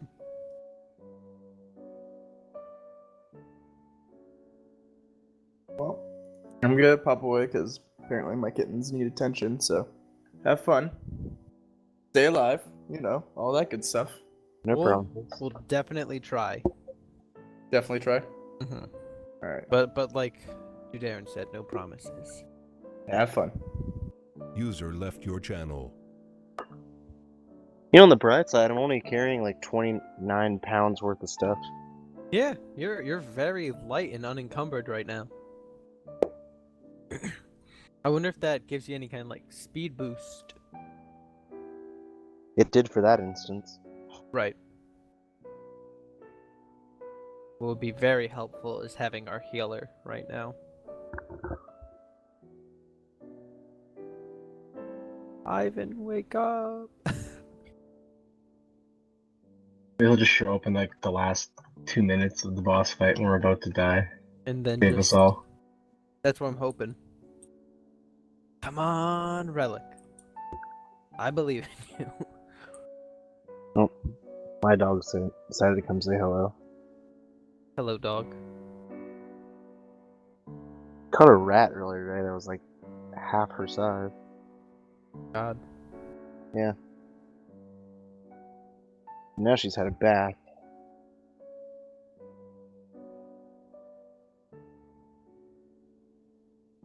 And she did not like her ponytail. Like most dogs. I mean, she's a Yorkie. Okay. She likes it a little bit more. No, her hair's still not long enough for like a really good one. So.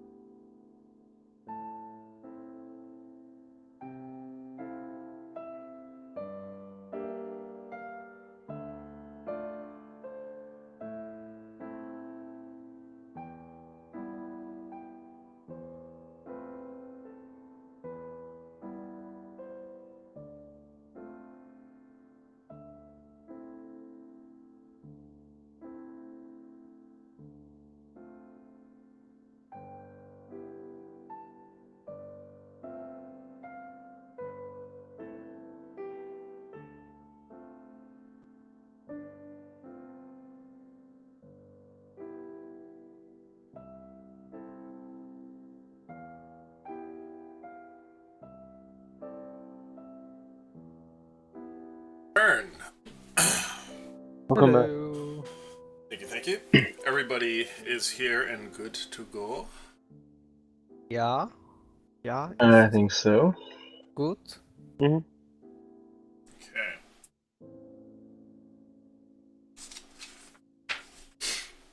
So, I have something fun for you on the other side that you're gonna enjoy. I also made a hot dog for myself, which was really good.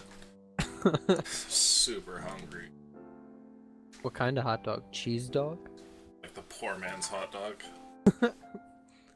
It's beautiful. Any bread or no bun at all? There was no bread, there was no meat. It's just, I pictured myself eating a hot dog. The real poor man's hot dog. Yep. I mean, I have pizza if you want. Just throw that shit into the U-Haul, send it over. Whoa, what do you mean? I thought you just put the pizza and you just shove it through the telephone. Right, of course. And it comes out the other side. Goodness gracious. All right. Let's see what's behind this portal, shall we? Indeed. Is everybody good to go? Should be. Now's as good a time as any to die. This is true. Hopefully, Welcome back, everybody. their knight is behind the door. Let's see. Save us. On the other side of the door, you see that you are all in some sort of strange room which has been filled to waist height with water. Yeah, that water walking ability sure would come in handy. On the other side of the room, you see what appears to be 4 creatures. Wait, let me see here. Is Ivan drowning? No, he's okay. He's gonna make it. He hops like, occasionally, Waist gets some high, water. right? Laying down dwarf. We prop him up at the back wall. Let's use... This model might work, actually. Yeah, that'll be good enough for now.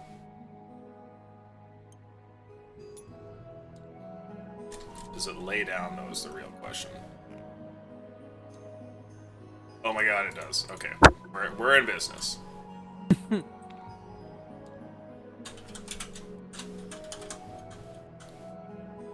There's a group of sea creatures across the way here. They Hey, look like Lucian, they're I just have a- humanoid, and I have a they're... real Yeah. quick question. Are you fucking kidding me? They appear to be some sort of strange, scaly combination between human and fish. And you also see that moving around them is a shape in the water. Though, as it moves on the other side of the room, it's difficult to see what it is, but there's definitely some sort of sea creature in the water itself. And I'd like everybody to please roll initiative.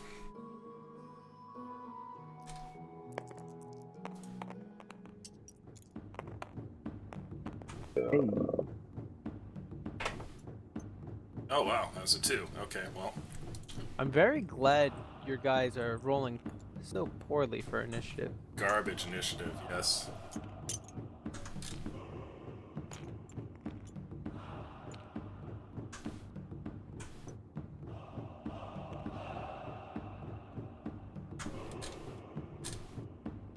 We'll use this model for the time being. Shooting Cobra.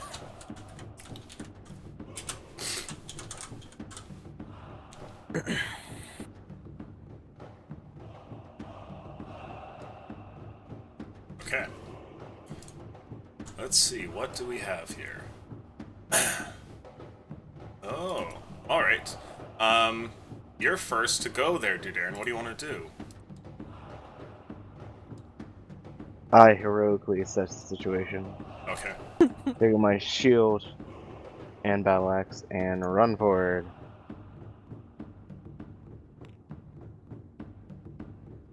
Okay. That is all I will do. You're not making an action or anything? I believe it is an action to put on a shield. No, that's you can do that as an interaction. That's fine. Oh, I can't hit anyone from here. I can't hit them if I dash, so Okay. I will Watch. wait for someone to try and attack me. Mental Tier, you're up. I First thing I do is I shout out and I say, hello, who are you? Do Okay. they respond? Interesting. No, they seem to all look at one another, holding their spears and shaking them in your direction, and they run over as if to meet Dudarin in combat, all the while gibbering some sort of strange language that you don't understand. Naturally. Oh, that's something. No. Here, so,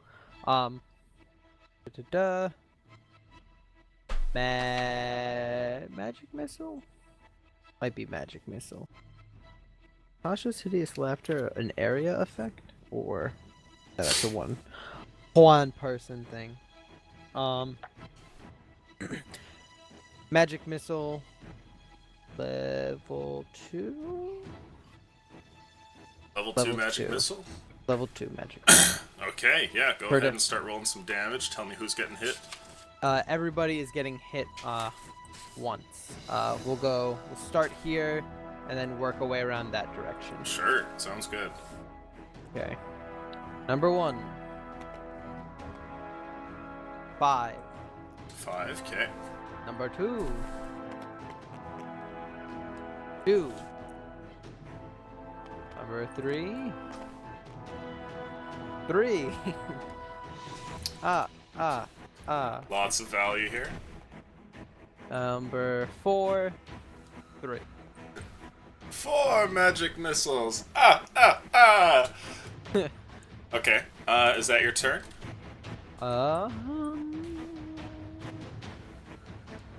Yes. Okay, Yes. Zai, you're up.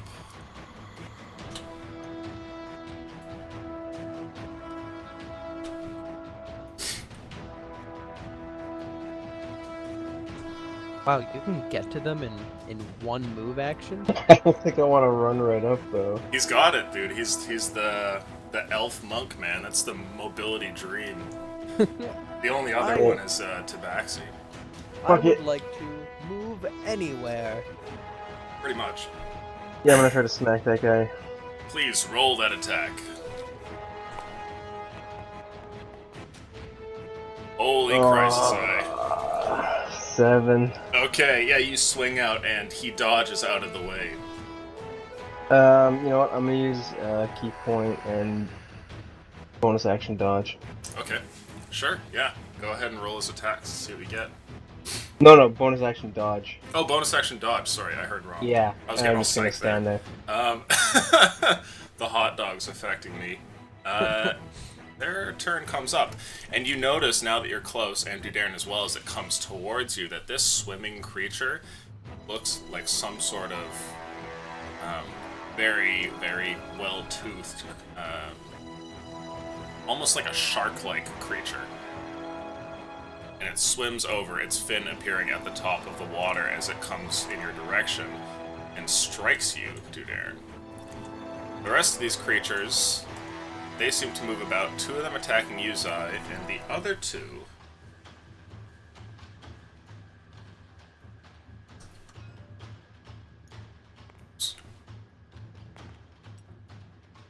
moving over here. Oh, I was gonna say, do they look like they're trying to come at me? Indeed, and they pull out spears and throw them at you. So we have a couple of attacks Hey! here. Let's see. Not Alright, cool, we'll do the bro. 2 spears first. They fly through the air and... Oh wow, those are horrible rolls. Thank Christ. Unless a 10 hits, you're okay.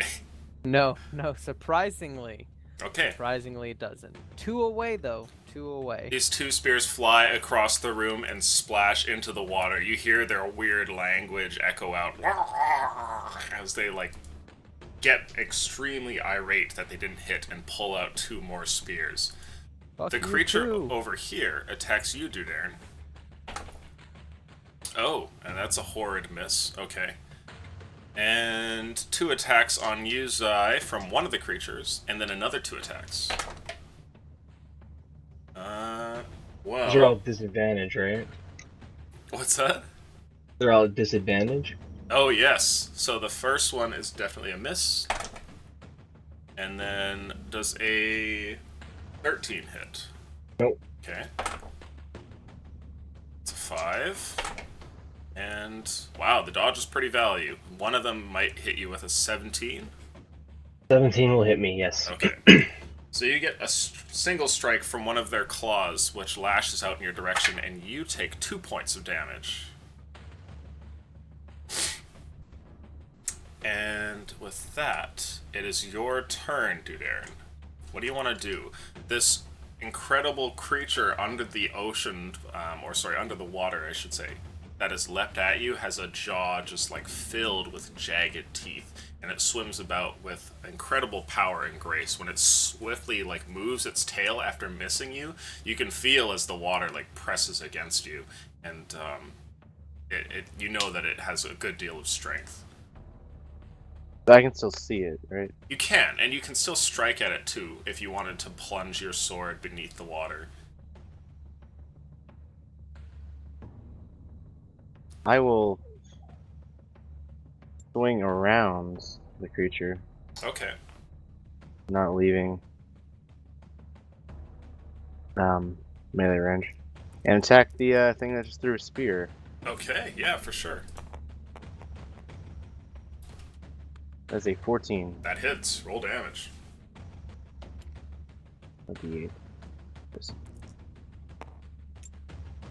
Oh, nice. 5 plus 7. 7 damage. Okay.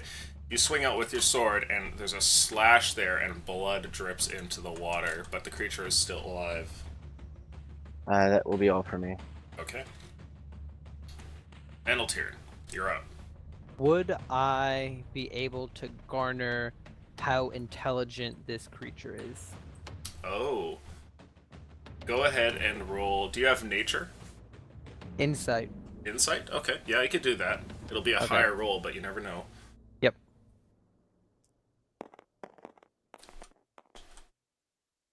Uh, 6. You have no idea what level of sentience this creature may have, Okay. though it is clearly intent on eating Dudarin. Well, no harm in trying. I'm going to attempt to cast Tasha's Hideous Laughter on the sea creature. Okay. Let's see. If it has an intelligence score of 4 or less, it isn't affected. Unfortunately, your spell fails. Do you still want to hear my joke? Yes. So seeing it flub so bad with its attack, I say, not bad. COD do better. That's that. User was moved out of your channel. User joined your channel. Can't move me. Okay, that was beautiful. Chat, I want you all to say very bad things about Mentaltarian. Speak ill of his character. Whew. Okay. So unfortunately that doesn't work. Do you have anything else? No, Any other because- fish-related jokes, perhaps? I mean, I have more, but I'm For another saving- turn. For another turn. Okay. I am gonna move away from. He needs to be killed by that fish. No. No. Bad. Okay, I'm gonna move right about over here. Over there? Okay, for sure. Yep. And Zai, you're up. Okay, so we'll just go, I guess, this guy. We'll attack him with the quarterstaff. Okay. Well, Daxon's on his side. no! Go ahead and make for me a strength saving throw.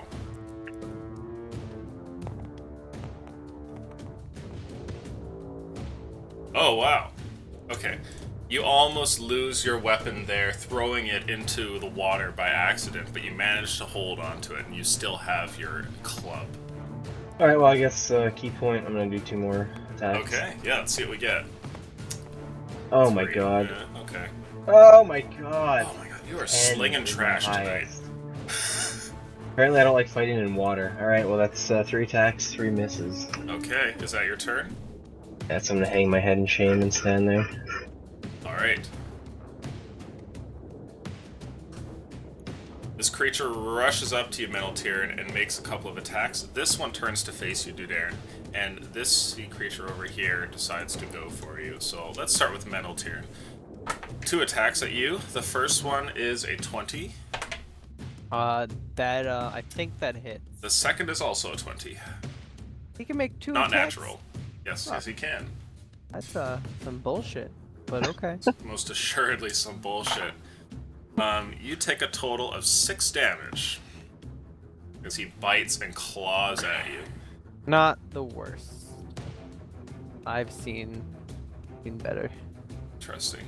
As your blood drops into the water, Dudarin, you notice that this creature here disengages with you and swims over towards Metal Tyrant. You can make an opportunity attack if you would like. Are you fucking? I will. Are you fucking with me? For the pun. Oh, Whew! That's a 20. okay, yeah, go ahead and roll that damage. I just want to say that I feel like it might be unfair to single out the man making puns. I feel Not at all. I feel Not at all. slightly targeted. You deserve everything you get. Oh, dude. 8 damage. 8 damage. Okay. You swing down and get a good cut on this creature, but it continues to leave you and goes across there and travels towards Metal Tyrant. And next, there's a attack on Metal Tyrant from this creature. Does a 12 hit? Yeah, that meets it.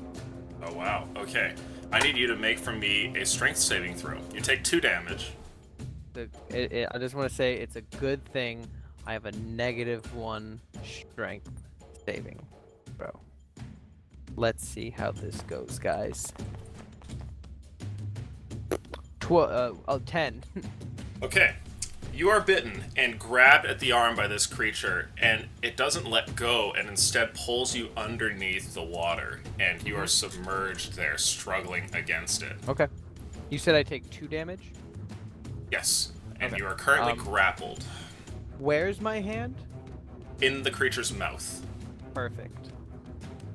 Dude, Aaron, you see that over there, the creature, jumps out, breaking the water's surface, and grabs a hold of Metal Tyrant's arm, and then just pulls him under the water. The creature near you makes a swing or 2, and... well, that's not very good. That's an 8, but a 15. Does that hit? Not with the shield, doesn't. Oh, nice. Okay. He swings at you with a claw, which bounces off of your shield there, and there's 2 attacks on Zai from one of them, and then another 2. The first set is, well, that's not going to hit. That's a 12, but that's a 21. Yep. This one plunges his spear in your direction, and you take 3 points of damage. And the other one attacks miss. Does a 9? No, sorry, it's an 18 hit. Yes, it does. And this one bites at you for 3. And Dudarin, you're up.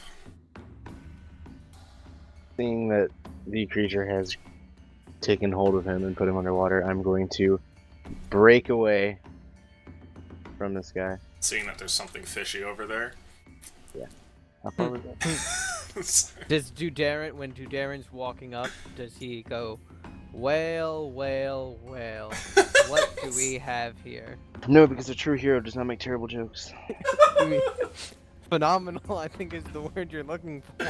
Stellar. So that's an opportunity attack on me, I'm assuming. Yes, there is an attack on you, and this creature tries to claw at your face. Oh god, he rolls a 21. Or sorry, a 19. I mean, yeah, that hit. Dudarin, your face takes 2 points of damage. Oh, I forgot to fix my health on my sheet. 2? Yep. Alright, that's fine. Okay, you're over here now, and you can see underneath the water this creature has, pinned Metal Tyrant and threatens to kind of tear his arm off. I thrust my axe down into him. Okay.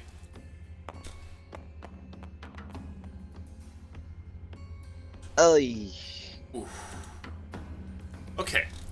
Manaltiran, I need you to make a dexterity saving throw for me, please. I just want you to know that if I die, Meneltieren's ghost is gonna come back. That to doesn't haunt you. count as the creature being prone, does it? Don't worry about it for this instance. I got that's a 12 or not 12. 19. I have a -5 modifier. Yeah, Kind of a big deal. Oh my god.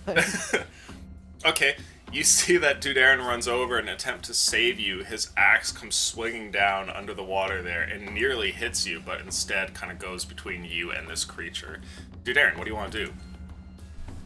Can you say that again? I cut out. You almost cut Meneltiran, but it missed him and the creature. So what do you want to do? Try it again. Action Sure. surge? Action surge, yeah. Okay.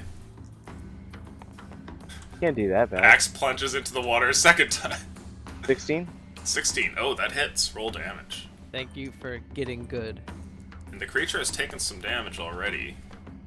Okay. 6. 6. Alright, it's still alive, but you did manage to hit it with your axe. Is that your turn? Yeah, that's about all I can do. Okay. Meneltier, you're up. I hope you are ready for this. Question. Yes. Is there any benefit to shooting off magic missiles in something's mouth? Possibly. Possibly. Possibly. Let me see something Okay. here. Requires verbal and somatic. You're underwater, so Fuck me. I need you to go ahead and make for me Hey. an Arcana check if you're going to try and pull this off. Okay. And it's going to be fairly difficult. You're going to have to beat a 15. With or without mods? With mods, yeah. I could do that. Probably. Oh! Hey, Aleutian, did I do it? I think you did. And you know what? You know what the verbal component of this spell is? A fish pun, I hope. It's... I say, you know what they say. Keep your friends close. Anemones closer. I will fucking kill you. You see a couple of bubbles of air escape from Meneltiran and break the surface, and you think you hear a couple of strange, irritating words come from them. Go ahead and roll your damage.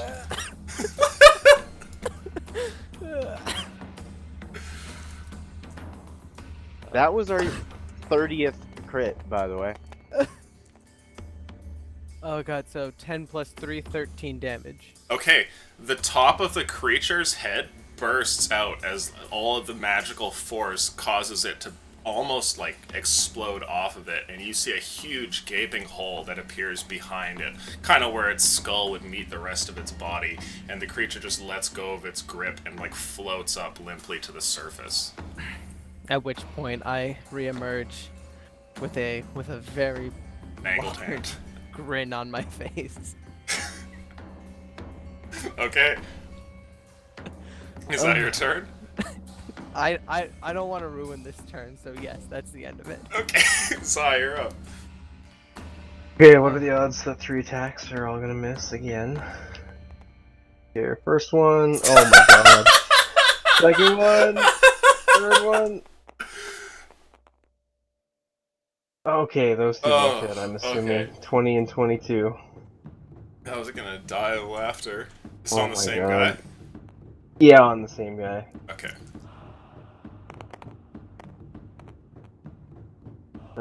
For 12 damage. On which one? To the... Oh, this guy here. Okay. He looks like he's pretty badly beaten, but still continues to fight you. Yeah, that's my turn. Okay. Let's see. This one runs up on you, Dudarin. And we have some attacks. This creature has turned its attention from Meneltier, and even as he emerges, he's already mid-swing in your direction, so you have 4 attacks coming at you. The first of which... Okay. So those 2 might hit. One of them is a 15, and the other one Nope. is a 20. 20 hits. 20, okay. The other 2 attacks... a 13 was the highest, so you're probably good there. One of their And- spears comes in towards your direction, and though you try to deflect it with your shield, you end up catching it in the chest for 5 damage. And Zai, some attacks in your direction. 2 swings. Oh, that's an 18 and a 21. They will both hit. And then an 18 again. So that's 3 hits. You take 3 plus... Oh wow, those are bad rolls. You take 7 points of damage. Are you still alive? And Yeah, I'm still alive. next up, Dudarin, it's your turn. Yeah, I'll just attack the one in front of me. Okay. Nidu Darren is very short-sighted. Are you kidding me? Wow. Okay, you swing with your axe again. Moving around in the water seems more troubling than you had guessed it would be, and I need you to go ahead and make for me a strength saving throw.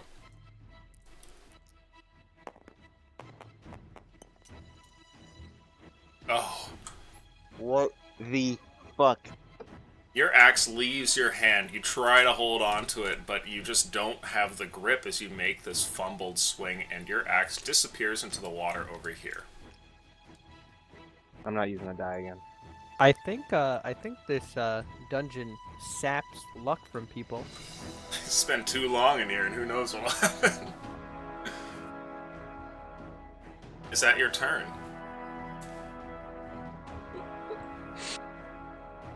Cat needs to calm down.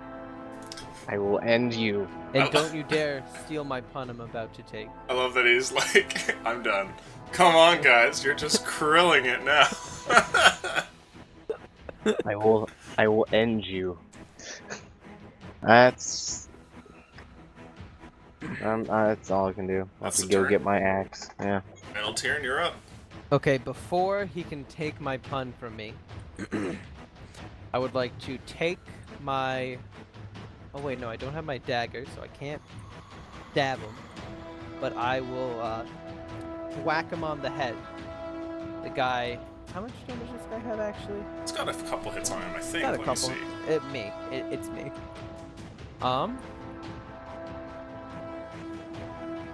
Bum, bum, bum, bum, bum. You know what, I'm gonna use magic missile. All 3? Yeah. No. 2 on this guy, 1 on this guy. Sure. Okay. So for the guy in front of me, and as I'm letting out these magic missiles, I say, okay, everybody, we need to clam down. That is an appropriate amount of damage. 8. Okay, he's still alive. I'm just gonna continue with all of these puns until Darren decides to leave, and that's 3 for the other guy. Okay, he's still alive as well. And is that your turn? Ba, ba, ba, ba. Yeah, because I can't disengage from this guy, so I'm gonna chill out here. Okay, Zai, you're up. Alright, let's see if I can finish off the damaged guy. That is 14. That definitely hits. Roll damage.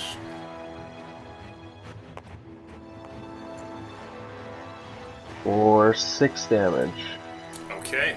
Finally, with a swing, you manage to take down this creature. Its body kind of splashes into the water. Alright, well, bonus attack on the other guy. Okay. That's 12. 12 does hit. And 7 damage. Okay, still alive. And the turn And rolls around. that'll be it. Okay. Couple of strikes coming out here. And 2 attacks on you, Zai.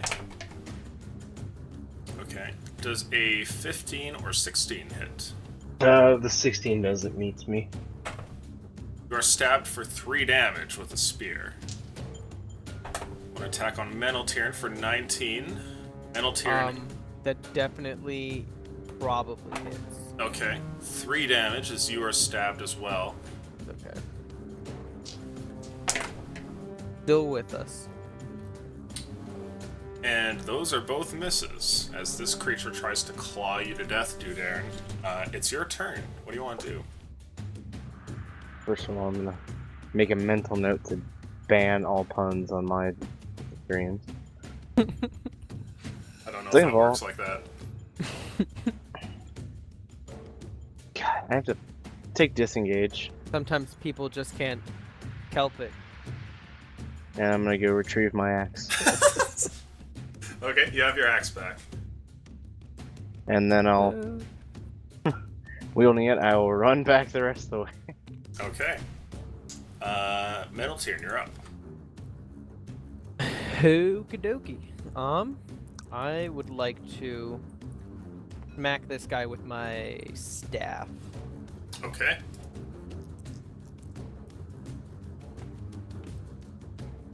No, flick.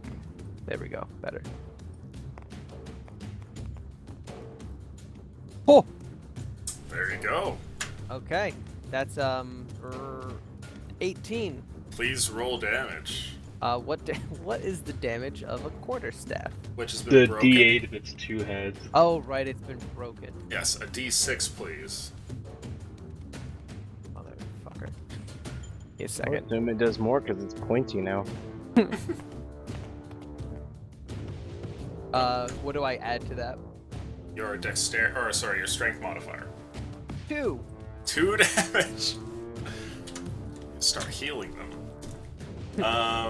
Is that your turn? Does it kill him? No, he's still standing. Then I have no puns for you at this moment. Okay, Zai, you're up. Alright, first attack. First attack with quarterstaff. 13. 13 hits.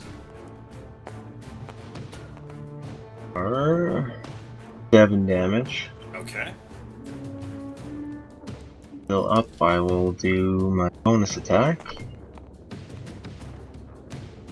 Oh, and that one crits. Oh, nice. Roll damage.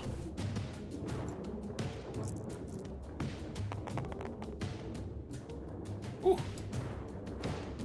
Or 8 damage. With a triumphant strike, you manage to kill this creature using your bare hands, and it falls dead into the water. Alright, well, I will just turn back and walk over to this guy, and that will be my turn. Okay.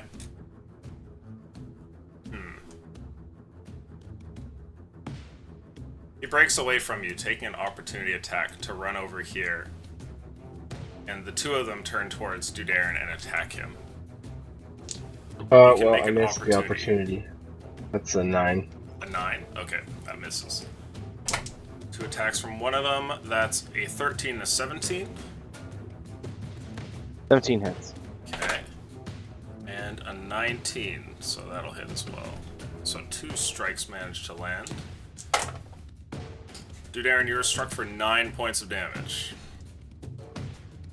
Are you still with us? Oh, I'm totally fine. Okay, it's your turn. Sweet. Well, payback. Try with new die. I believe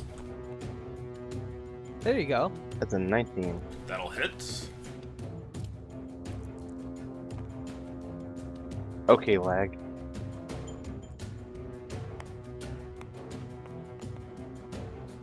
Same I'm rolling away. Yeah, 8 damage. Which one are you hitting? Do that one. You manage to kill this creature. Swinging out with your axe, you chop off a portion of its neck here, like just leaving it so that his head hangs from a skin flap, hanging over the top of his head there, and he falls over, or the top of his shoulders, I should say. I'm gonna second wind because I'm actually pretty low. Okay. Metal Tyrion, you're up. Yeah. Wait a minute. Okay. Killing him is going to be worth it for this pun, even though I have to use my last spell slot. I use Magic Missile. Okay. All 3 of them on him, being that he is the last one alive. Please, please, please. So that is what? That's 8 plus 3, so 11. Okay. What's the joke? As the missiles are going through him, and I'm assuming he's falling backwards or something, I go, I really wasn't planning on krilling him, but I couldn't. I did it for the halibut.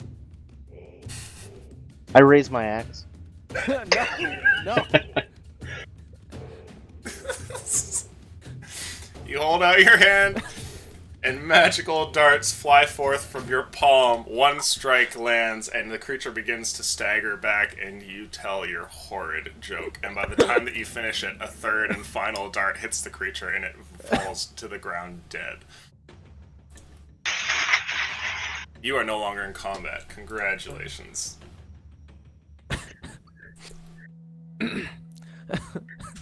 Edimus is on my side.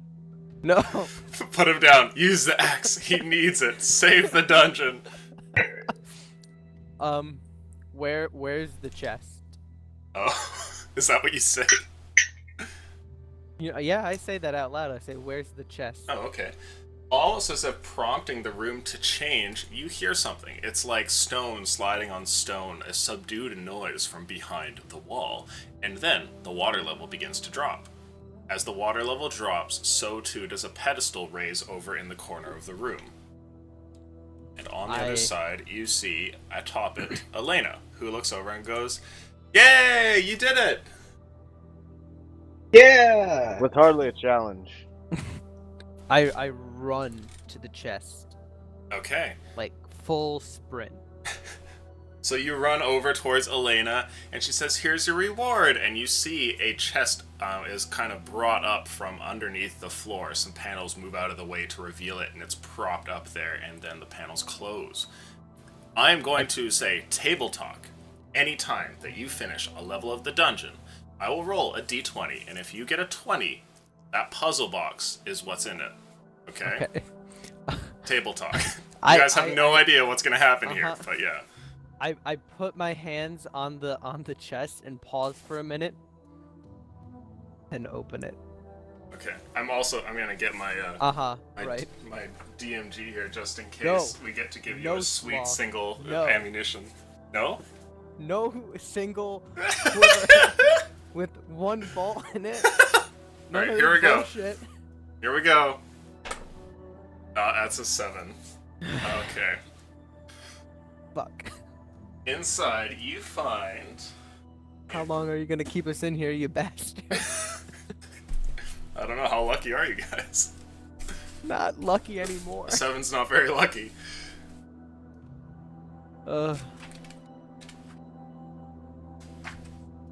Here we go.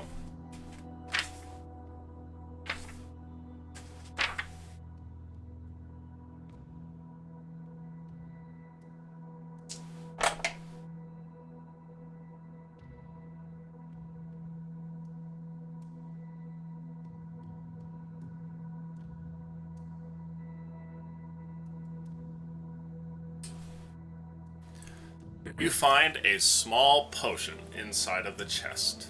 It has a little note with it, telling you exactly what it is. It's like a little tag that has been attached by a piece of string, and it says, "Potion of Animal Friendship."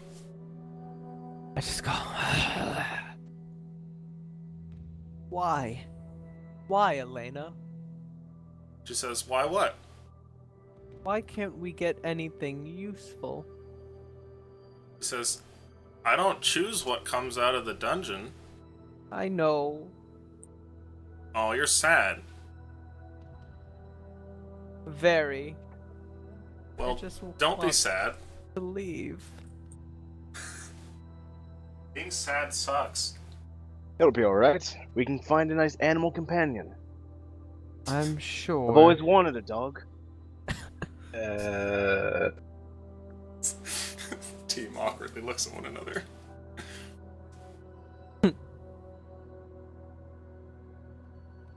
And I say, shall we rest here momentarily then?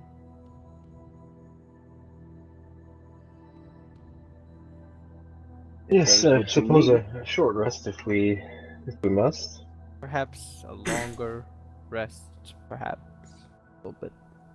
Wow, that was barely exercise. Fine. Do you want to go to the next the next level of the dungeon? Not Yes, yet, we Elena. do. Not We do. yet. No. Right now, Elena. No. She looks at like Meneltyr and then looks at the rest and then looks at Meneltyr. I'm the leader, Elena. No. Is he the Whoa, leader? whoa, whoa, Yes. whoa. No, Darren is the leader. He's Not the hero. now. Am I? No. Yes, Not at this you've moment. been the leader this entire time, Zion, Dudair. make a persuasion check, please. And contest it with Meneltyr's persuasion. Oh, now you can roll, okay. When it matters, you roll, okay. I'm assuming that's a reroll. Yeah, you can re-roll that. Okay. You have to beat whatever that 16 plus your It's persuasion. minus. Oh. It's 15. Okay, beat a 15. Nope. You guys all suddenly vanish. And find yourselves standing in a hallway afterwards. Are you two fucking idiots?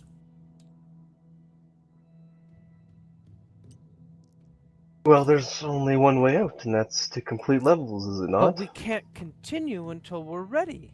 Well, we can. So you Yeah, there's decided nothing it to would do be- there anymore. It's time to move on. I'm going to die, surrounded by morons. Well, I'm taking a Idle rest. hands and whatnot. I sit down and begin taking a short rest. Okay. The requisite half hour. You sit down in the hallway. What about the rest of you guys? There's a capped end of the hallway behind you where there's nothing but a wall of stone, and farther up ahead is a small door. I will approach the door. Okay, are you going through? I will knock on it. Okay. You knock on the door, and there's no sound from beyond it, but there does seem to be some kind of passive noise. Go ahead and roll perception now that you're up close to the door. I'm really good at perception. Holy fuck. I am really good at perception. You can hear from beyond the door what sounds like wind blowing about. Heavy wind? Yeah, like it's like a blustery snowstorm, maybe, something like that. I will try and crack open the door. Okay. The door is kind of pulled out of your hand and is moved wide open as you kind of open it into this next room, which turns out not to be a room at all. You find that on the other side there is a very grandiose mountain face that goes up towards the sky so high that it goes into the clouds. And all around you is a sort of rocky outcrop with little around other than just like gray stone here and there. The top of the mountain that goes up into the clouds seems to be kind of snowy, and all about the place you can see it looks very desolate. I wonder how he fit this in here. Well, it's all magic, isn't it? Everything else so far has been somewhat normal. Are you Curiously sure you're enough, feeling alright? Fine. Why do you ask? Place is anything but normal. Well, it's not wasn't mountain in the middle of a dungeon. Well, it is now. Yes, now it's weird.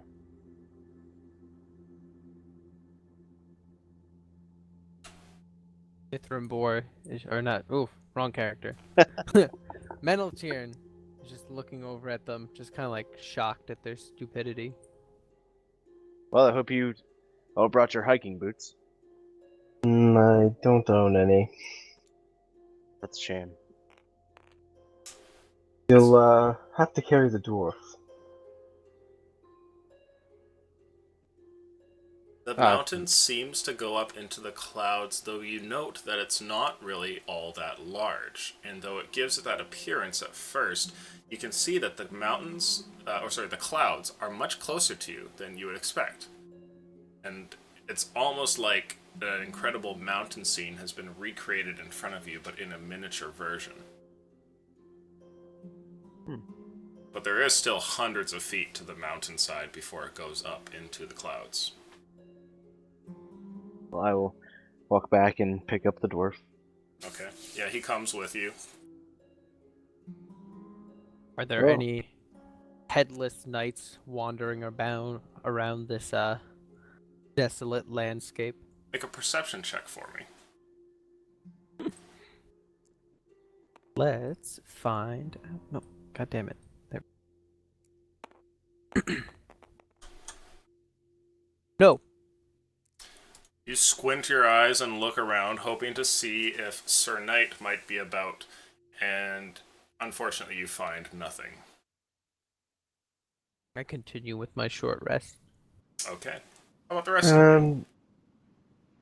Perhaps we should take a bit of a rest through there, and I was not quite ready for a mountain climb. Just a short rest and we should be able to leave. Well, if you insist, I could. I'm feeling a little hungry as well. Okay. So, at this point, you guys have all been adventuring for quite a while, and could use a long rest. Do you want to take one, or a short rest? Like, you can feel that you're getting tired. We only did the boss battle though. Oh, sorry, right, you slept before that. My bad. I thought that the last long rest had been considerably longer than that. So you're feeling okay. If you're going to short rest here, you can all go ahead and do that. Are you tucking into the hallway? I am. Yeah. I will. Well, I'll set the dwarf down, and I'll, with all my might, try and close the door. Okay. Yeah, it's awkward at first, but eventually the winds change direction and it allows you to kind of close the door, and all of you sit in here, the sound of the wind blowing behind the door. You all get a short rest. Yay! I guess I'll spend a hit die. Why not? Sure.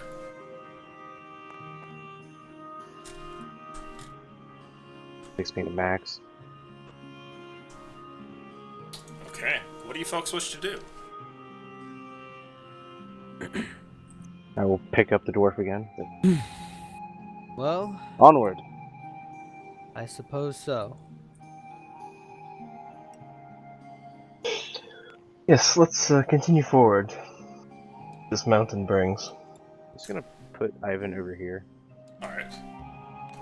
As you step forth, you find on the other side that as all of you make your way over there, the door behind you vanishes.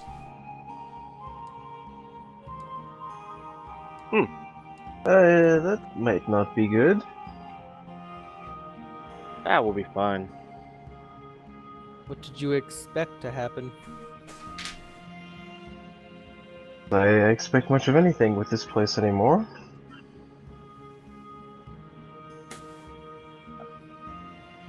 Shall we make our way up then?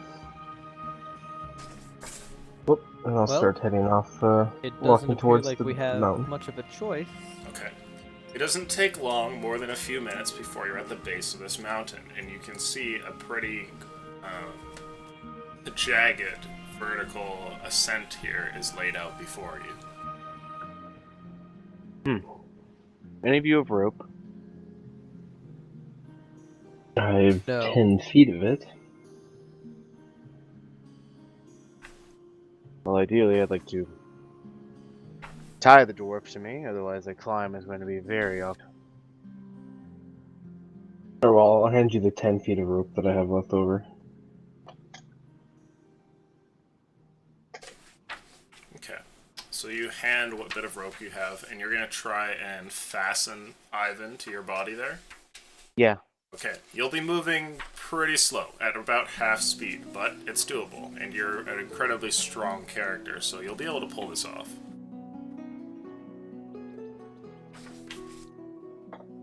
So what's happening? Are you all gonna be ascending this mountain? I think so. Yeah, I think so. Is there anything that like sticks out, like a cave entrance on the side of the mountain, anything like that? With your beautiful 1 roll? No, definitely not. Do I notice anything if I'm looking up? Sure, yeah, make a perception roll. It would probably take a look before I just started blindly climbing. Oh, that's not gonna help. That's a 7 though. 7. Well, considering I don't, I'm just looking for handholds. I You don't- see nothing, sadly. But handholds, yes, it does look like this mountain could be scaled. Okay. I just need good handholds if I'm carrying a dwarf. Okay. So I was like, listen, you're gonna start the laborious process of going up? yep.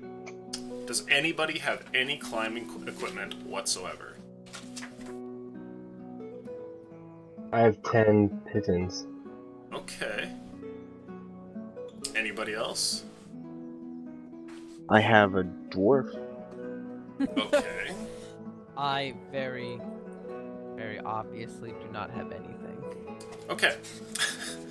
I need a strength check from all of you, athletics actually, and make that with disadvantage, please, Dudarin. Well, that one's a 13, so let's not roll lower than that. Okay, so 13. 13, okay. How's a 4 suit ya? Not too great. I had a 10. Okay. As you're all climbing there, you don't get very far before you start to get rather tired. And you make maybe about a third of the progress up this mountain before you eventually get to a point where you're forced to stop. Dude, Aaron, you feel like you could keep going, even with this horrible burden that you carry. But it looks like the other 2 in your group are starting to slow down quite a bit. From here, does it look like there's like an outcropping anywhere we can get to? And Interesting. Yeah, go ahead and roll a survival check for me. oh, another thing I'm just super amazing at. Yeah. I have a total of a +1. 12. A 12. Okay. You go looking around, and you see an area where you might be able to rest a little bit, a small ledge, but it doesn't give you any cover from up above or from the wind, which batters you all. That'll have to do. I'll. Without, like, I can't. I have to make sure I hold myself. But it's like, follow me. There's an outcropping. I'll do my best to follow behind. Same. Okay. You all follow, and eventually Dudarin leads you to what appears to be a little area that you can sit on, and all of you are there. Though, Dudarin, it's quite awkward for you, and you have to sit kind of sideways, but it does give you a chance to rest a little bit. How far up the mountain are we? You're about a third before it goes into the clouds. Okay. So, are you going to rest here, and then when you feel good, kind of move on? Yeah, just kind of take a breather. Okay. So while you're here, If you fall, aim for this outcropping. we shall keep going here. Everybody make another athletics check. And disadvantage for you, once again, since you're carrying Ivan.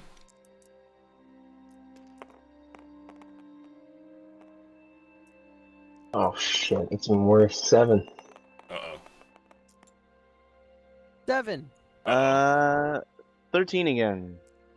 Okay, you're doing all right. You get another third up the mountain, and that's when you see it. Once again, your 2 companions here do not have the strength to climb vertically up this mountain, and I actually need...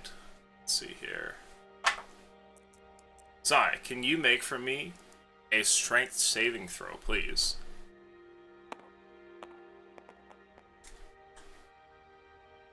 $11. Okay.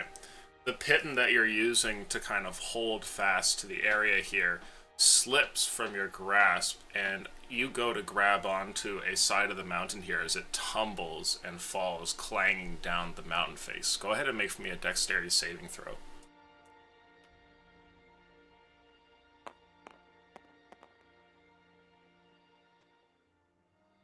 $17. Okay, you latch onto something and hold yourself there. There's a little handhold nearby that you grab onto and stop yourself from kind of sliding too far. While this happens, the sound of the little Pitten kind of tumbles and falls, and you hear there's a strange sort of response almost. A very loud voice booms from beyond the clouds, and you hear some creature that says, "Hey, what's going on down there?" And his voice kind of just like booms around. It almost shakes the mountain slightly. Do you guys know what that was? No, but I want to find out. Oh God. Dude, Aaron's like eyes are shining and he has a big smile.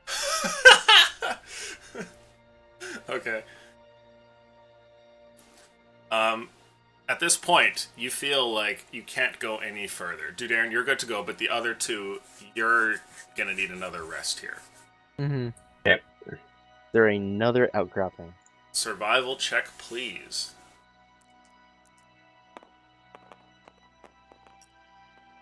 Oh, 19. Oh my God. 19. As you look around, you see what looks like a small little cave opening. You're 200 out of the 300 feet up before it hits the clouds, and this little area might give you a proper place where you could potentially even lie down in if it's large enough inside. I will... How far away is the cave from me? The cave from you is not too far. It's maybe about 10 feet to the side.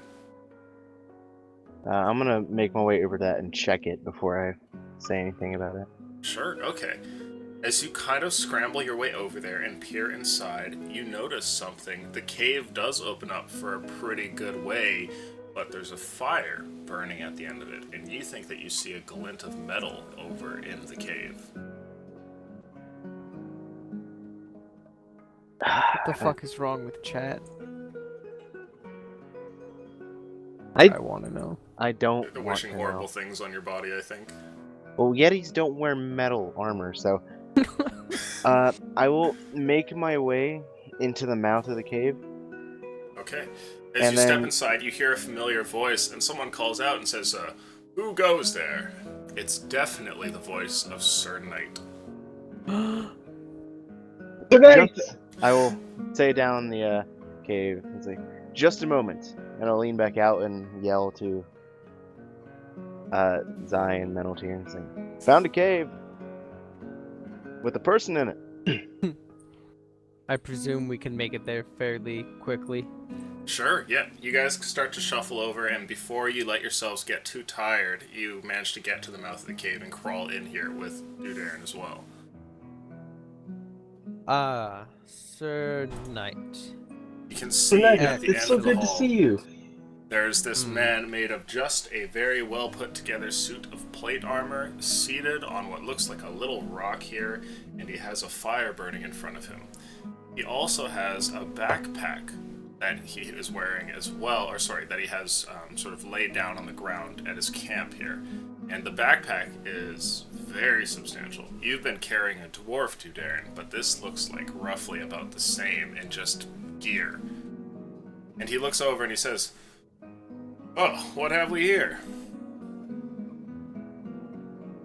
Well, I am the hero Dudarin. Good to meet you.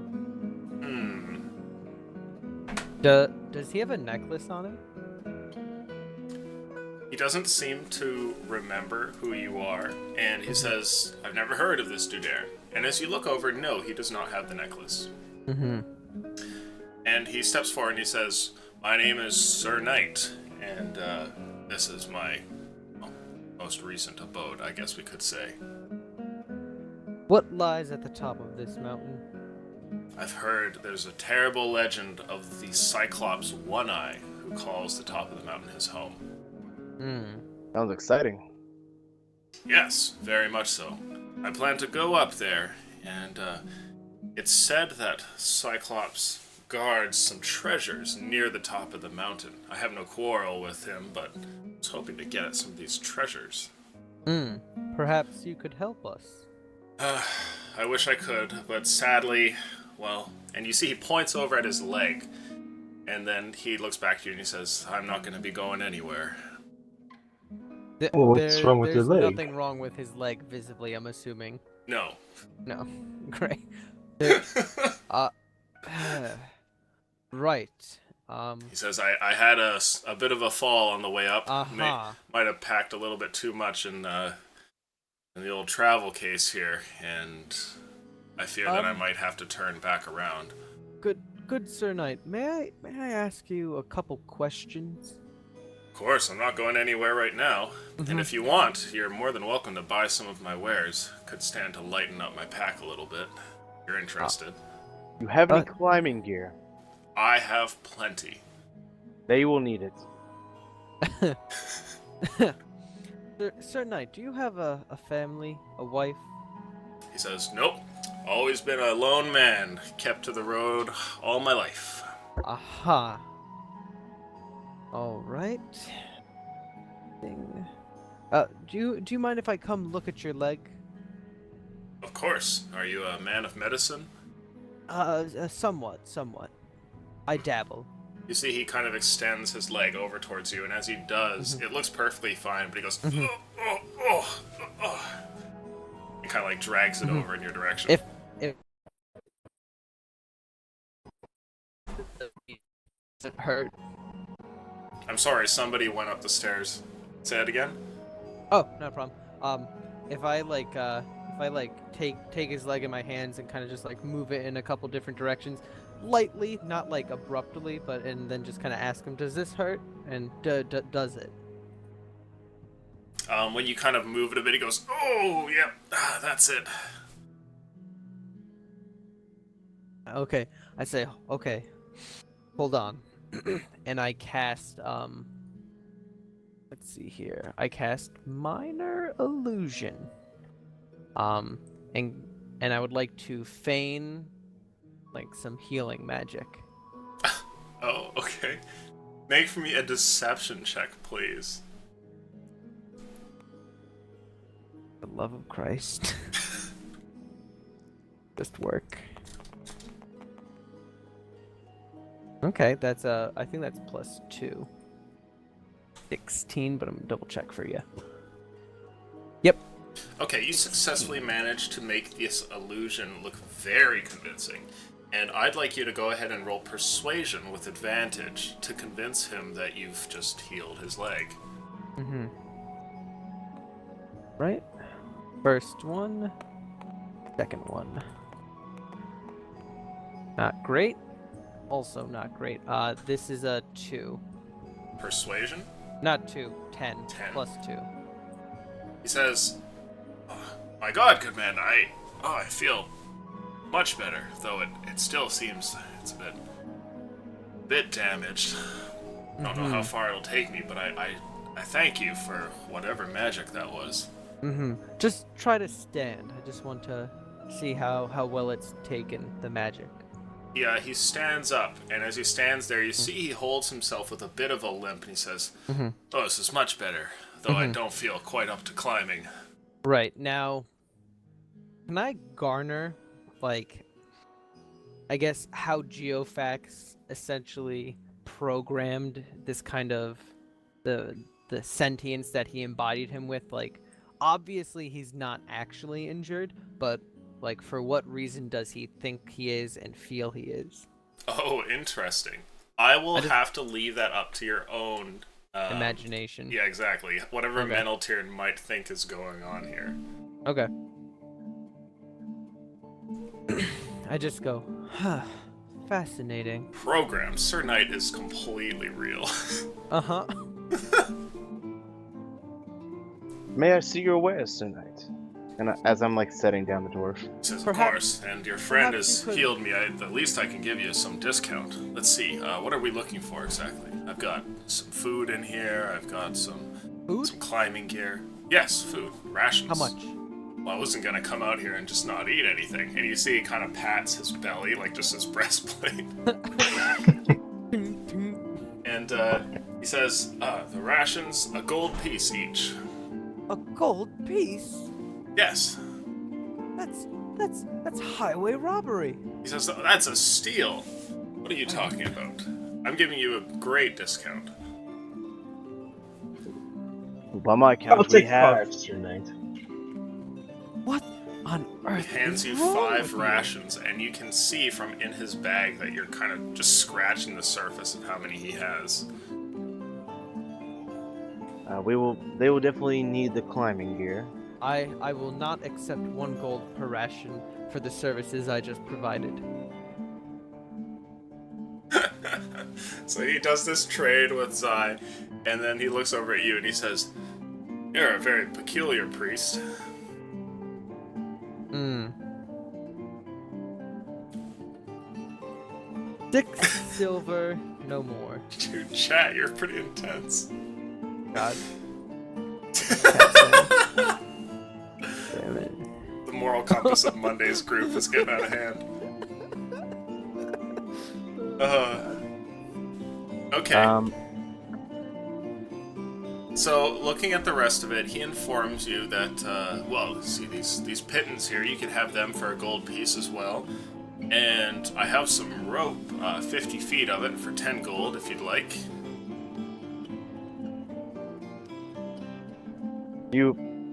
Well, that is their issue. I am fine about it. I say, Sir Knight.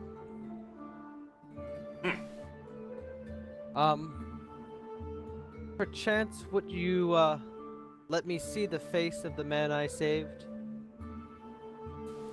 Says, I suppose I owe it to you. And he pulls off his helmet and there's just nothing there. Excuse me just one moment. I try to pass my hand through his head. Your hand just goes straight through his head. Okay. Okay, what I thought. Interesting. He says, okay, well that's enough. And puts his helmet back on. He says, no need to be ruffling my hair or anything. I didn't ruffle your hair. I went actually right through where your entire head would be. He said, don't tell me what's happened and what hasn't happened.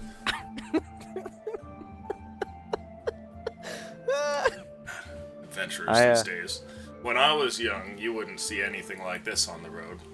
Likely be slaughtered by bandits. Excuse me, 1 minute, sir. Group, could we just go to the mouth of the cave for a moment? I have a question for you all. I Sir suppose Knight, so. he sits back down and you see him, he takes like a ration and attaches it to what looks like some sort of little metal stick and holds it above the fire. Puts a ration on a stick. Yeah, it's like a brick of dried meat and just starts like burning it. I'll just Sir Nash, would you watch over the dwarf? Of course. This one have Thank a you. fall as well? No, he's been ill for some time. And he looks over at Ivan and he says, come here, you can have some of my cooking. It should fix you right up. And there's like a burnt piece of charcoal on the end of his stick now. I do believe it's a stomach issue, so... Oh, nothing- then I have just the thing. And then you head over towards the mouth of the cave. God. He'll be fine. So what is it, Minotaur?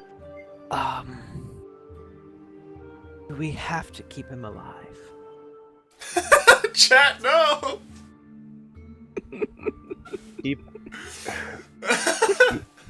I'm sorry, what do you mean? He's not real, and he has useful goods. He is very much real.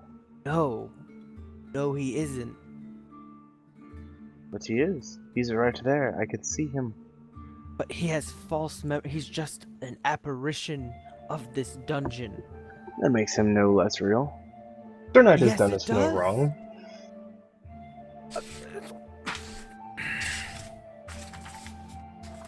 He may be a creation, but he's an honorable one. Fine. So be it. I wish to take a walk outside. I won't go far, but I need a moment to take a breath. Just jumps off the side of the mountain. No, chat. Last time I did that, it did not go well. I will return to Sir Nine Ivan. I'll actually hand him 10 golden, or sorry, was it 10 gold for the rope? 10 gold for the 50 feet. I'll hand him 10 gold. Okay. He hands you the rope for 50 feet. Or sorry, the rope for 10 gold. You're a good man, Sir Knight. Thank you. Do we need? Do you have anything else, Sir Knight? I might have some other things in my pack. What are you looking for? Nothing in particular. I need nothing to scale the mountain, and we should be good on food for now. Okay. He rifles around and shows you some random objects that he has in there. And let's see what he has. Let's roll a little bit of luck for you. Oh, that's a 19. Okay. He has some other odd things. You see he has a quiver with some arrows in it, what looks like a little hand axe, and some other stuff. There's some supplies that you would see for maybe like a shop dealing in all things holy. Has like a little censer with some incense, what looks like some parchment paper all rolled up, and some adventuring supplies as well. There's like a blanket here, some candles, a crowbar. That's about it. Oh, would you part with the blanket? Sure. 1 gold. Here you go. Hand him the gold. Okay. So he takes the gold, and the last thing he seems to have on him is a lantern, and that is the whole bit of it. Did they already purchase all of the rations? No, he has plenty of rations in there. Because I Okay. bought 5, right? Yeah, you Yeah, bought I got 5, five. and you could see from where he took it, there's definitely, a few times more than that inside of the bag. Okay. Well, we've got 19 total, unless we've eaten. I'd like to return to the cave and approach Sir Knight. Okay. He sees you approaching. Okay. So I've given it some thought about the rations and the price. And I would like to cast Charm Person. Interesting. Okay. Go ahead and, let's see. There's no roll for that, is there? Wisdom save. Wisdom save. Sir Knight rolls a natural 20. I hate you. I just want you Stands to know up that. from his chair, and he says, "Priest, I am insulted." And he says, "You were going to use magic to swindle me out of my hard-earned goods, weren't you?" No. I say, and he pulls out a longsword from his scabbard and reaches down by the rock, pulling from behind it a shield in one hand, and he steps in your direction, pointing the sword at you. He says, "You and I will do combat. I have no quarrel with the rest of your friends, and I am an honorable man." If it's all right with you, I'd like to choose a champion to fight in my stead. We'll roll luck here to see if he takes this. He says, "Fine, choose your champion." Dudarin, oh great hero, perhaps you fight in my stead.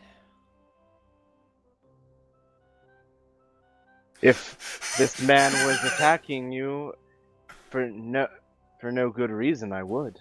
But you have dishonored him. I cast Friend on Dudarin.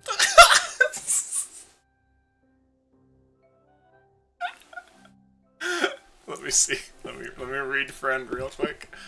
Lasts a minute. No save? No save. I get advantage on charisma checks against you. Okay. Oh, you still have to persuade me then. I just have to persuade you. So go ahead and make your charisma check with advantage.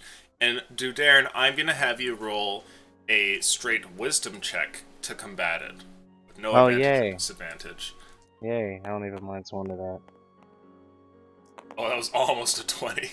That's That was a a 4. five. That's a So 4. that's a 15. Okay. So, Meneltern turns towards you, and suddenly you regard him as a friend worthy of fighting to protect, and his request that you take up place as champion seems actually very reasonable. Oh, hold on there, Sir Knight. You don't want to fight in this cave. You've just had been healed. If you get into a fight here, you may never get out of this cave. He says, even with a bum leg, I will still fight, and I won't go down suffering the slings of such insults that your wizard here has thrown towards me, nor let him cast such trickery on me when I've offered him nothing but a place to rest and supplies at a good price. You tried to cheat me. Cheat you? How so? A gold for a ration? What, am I to starve? A gold for a ration, says the man who would use magic for a mercantile trade. Whatever. Begin the fight, and then I back up a little bit. Okay, he steps towards you, and are you going to fight this man here, Dudair? Has a minute ended? No, but also, like, dude, Aaron's just... It I mean- seems like a reasonable request. Yeah, I mean, So you can handle Quote, it end as quote. you wish. quote-unquote broken dude Aaron. Can't say no to this. Okay, so you are going to fight him. I will get my shield and my axe.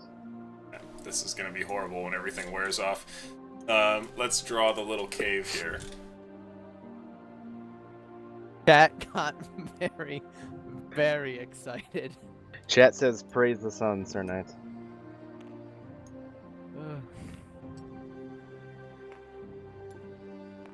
Okay, he steps forward, and he says, I'll give you the first strike. Come at me. Have at thee. That's a crit. Ooh. Roll your damage, please. I picked a good champion. Approximately, how long until Friends wears off? Well, it's a minute, right? Yep. So, That is... probably partway thir- into this fight. I would say about 4 rounds. That's Okay. 13 damage. So record those rounds in your head there. 13 damage? Okay. Yep. Ooh. Sir Knight backs up, having just been hit by... are you using your axe or your longsword? What's that? My axe. Your axe, okay. I've been hit with your axe. He steps back and he goes, ooh, a good strike. And then he lunges forward at you with his... Oh. There's a 15 hit. No. He swings forth, missing, and he says, ugh. And then he kind of moves his pauldrons, like he's stretching or something, almost. And it's your turn. It's like, the power of friendship is stronger than your blade. You're We'll right. see about that. No, but he's right. The power of friend 18. is 18? stronger. Oh, okay. Your attack misses, unfortunately, and deflects off his shield. Is that your turn? I mean, we didn't long rest, so yeah. Okay. Can't extra tag him. He swings at you again, missing once more, and he says, "Ah, if only I had a good leg to stand on." And it's your turn.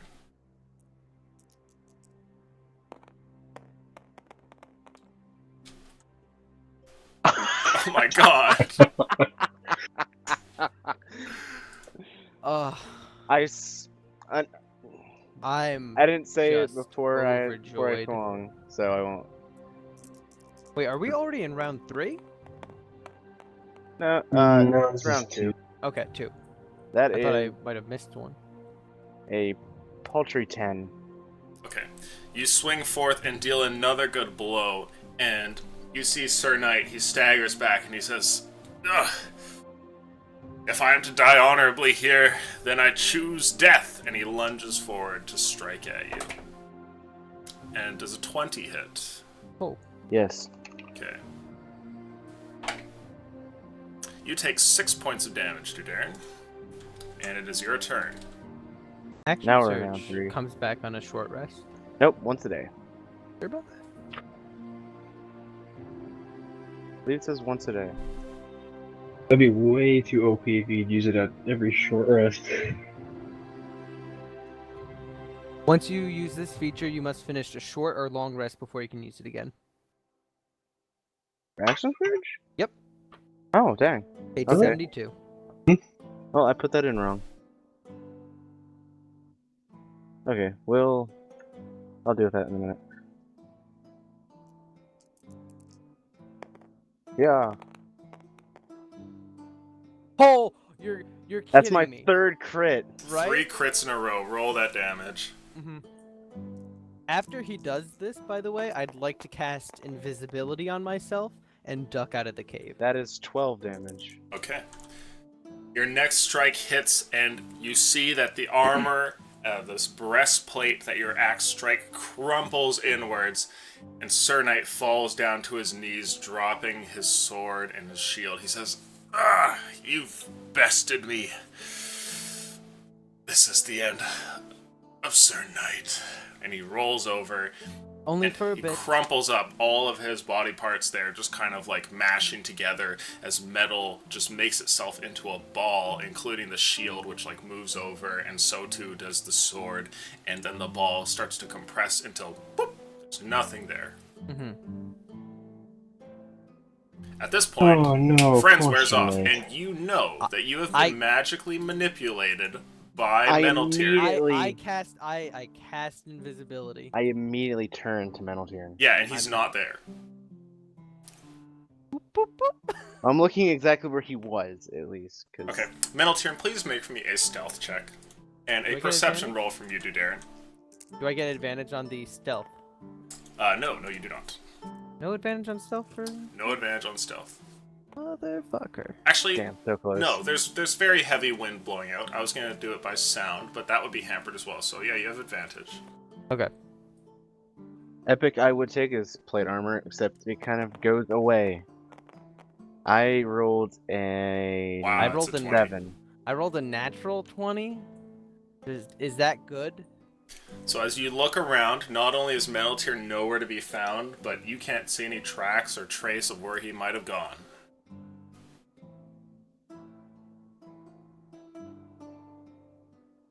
He's fending for himself up there. What's the problem? Bastard used magic on me. Magic to do what?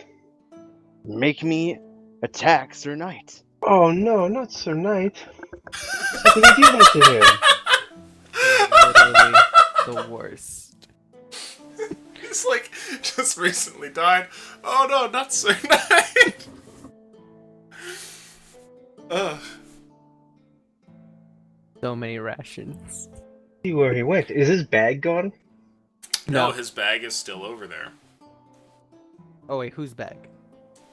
Sir Knight's. Sir Knight's. Ah, yes. So many rations. How many Zai. times does Sir Knight have to suffer? Yesterday. 0. He Would you- doesn't suffer. Would you grab all the Not rations real. and equipment you need before I do this? Well, I already purchased some from him. I don't feel right taking his stuff. I'd rather you have it than Menotune get his hands on it. That's alright. I've got climbing gear, I've got rations. I'm alright. Well, I will reach in and take 5 more rations as a precaution.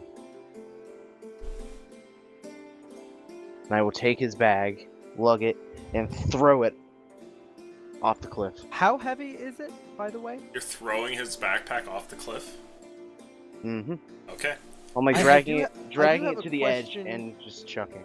I do Okay. have a question regarding perhaps grabbing it or catching it, Yes. and how heavy it is. Now, Darren, as you go over, this backpack is indeed fairly heavy and is only slightly less weight than carrying Ivan, but you're able to go over there and hoist it to throw it over the edge. Meneltirn, the bag is heavy enough that if you grab it, it is going to be very difficult to hold onto it and stay up here. Possible, but very difficult. I won't be able to get away with run away with it if I do catch it.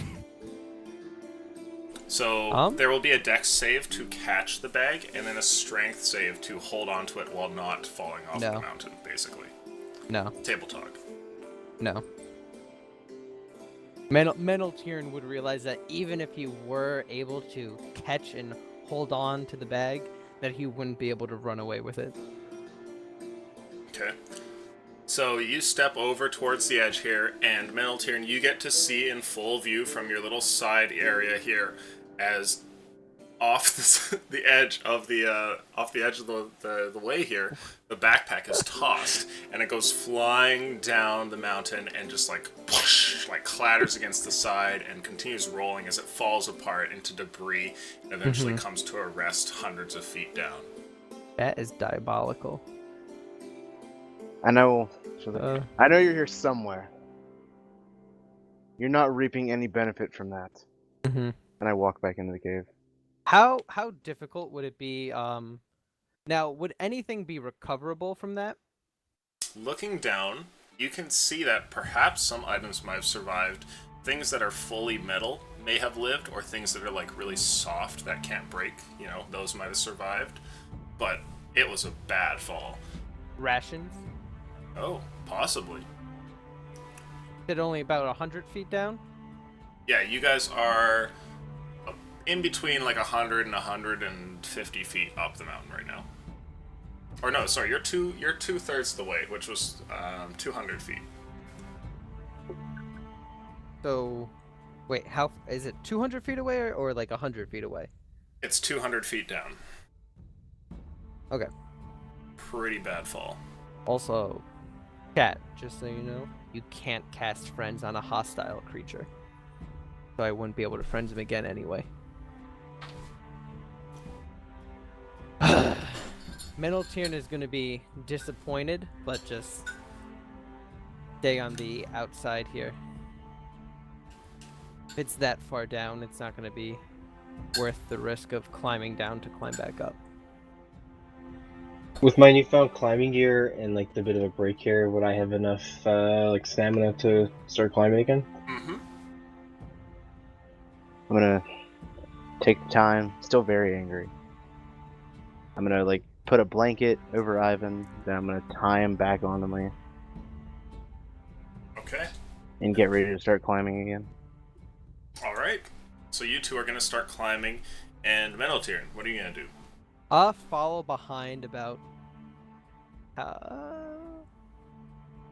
30, 35 feet back.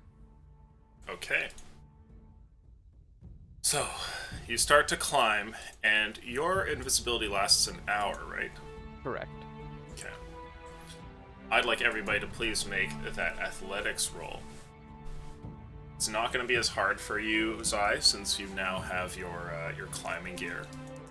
So let's do it the same way as Dudairn, where... I rolled the same number. Oh, wow, it's 216s. I rolled a 4. Yeah, roll again so you have advantage now that you have proper Okay. climbing gear. So I rolled 2 like modified 20s.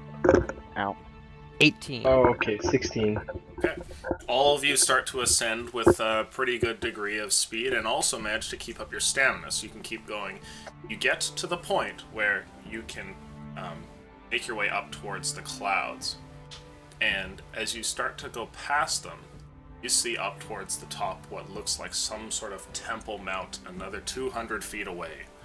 And up at the top of this temple is what appears to be a cyclops who's looking out. He has one hand over his eye to shield him from the sun up above, and he scans around looking all around the base of the mountain. It doesn't look like he's noticed you yet.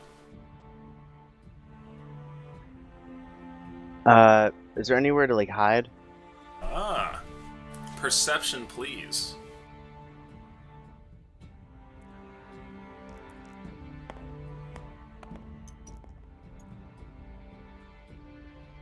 16.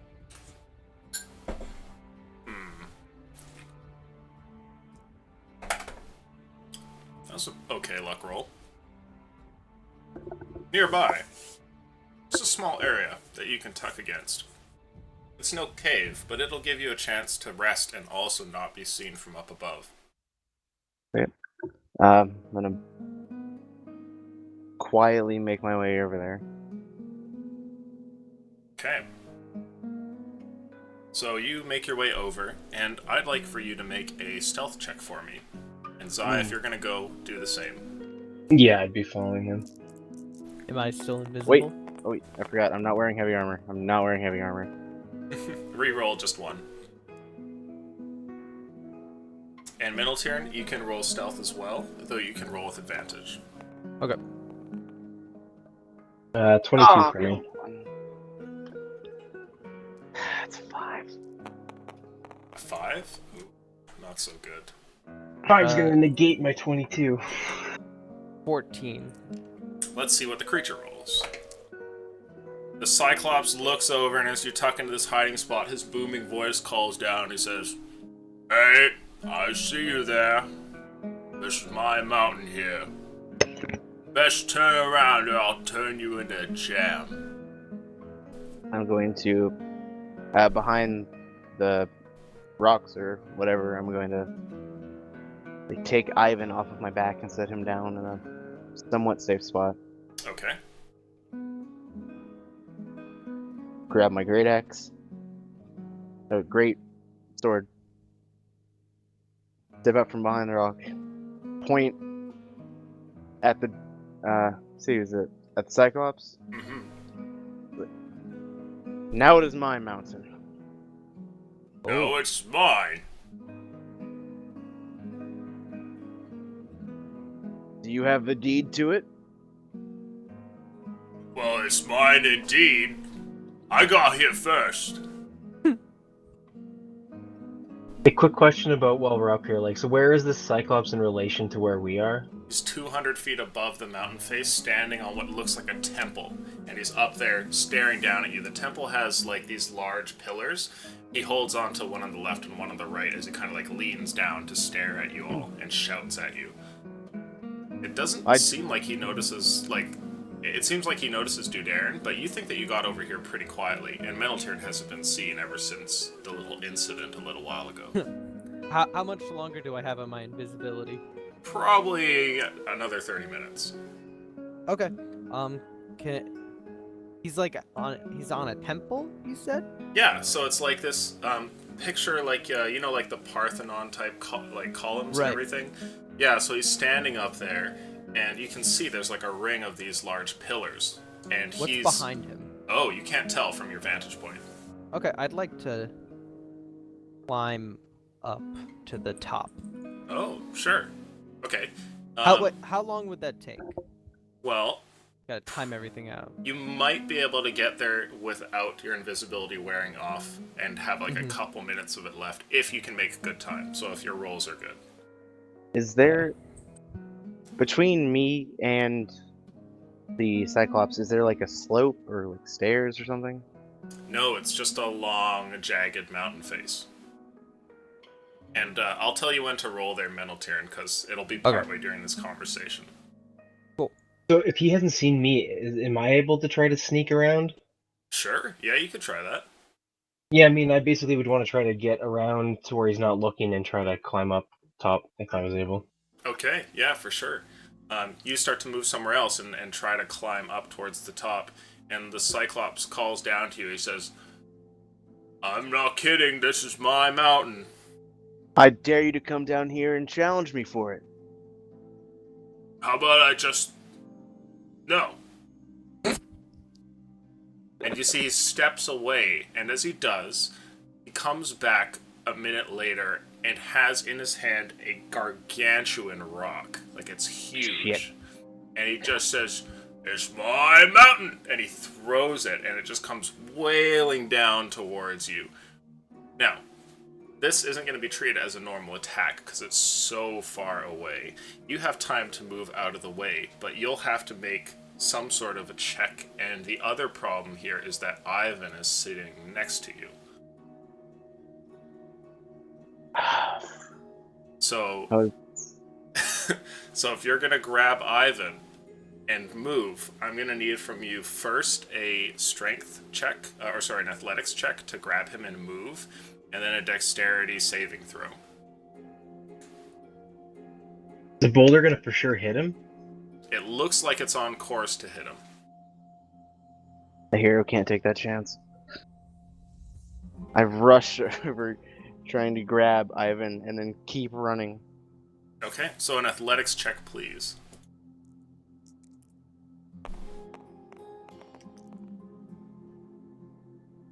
Okay. 14? You grab onto Ivan and start to climb, hoping to get out of the way, and as you do,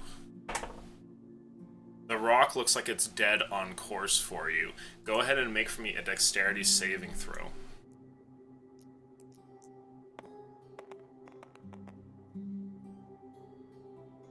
16. You move out of the way, and the rock comes down and smashes into that side of the mountain, and then bounces rolling off of it. And he says, I got more rocks. You best turn around. This is my mountain.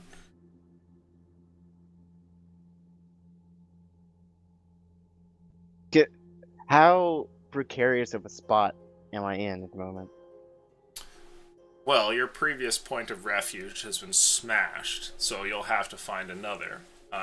It doesn't look like you have anything around you that'll shield you from such a rock being flung towards you. If he throws another one, you know you're going to have to play games dodging them. Right. At this point, I would like an athletics roll from both Meneltirn and Zai.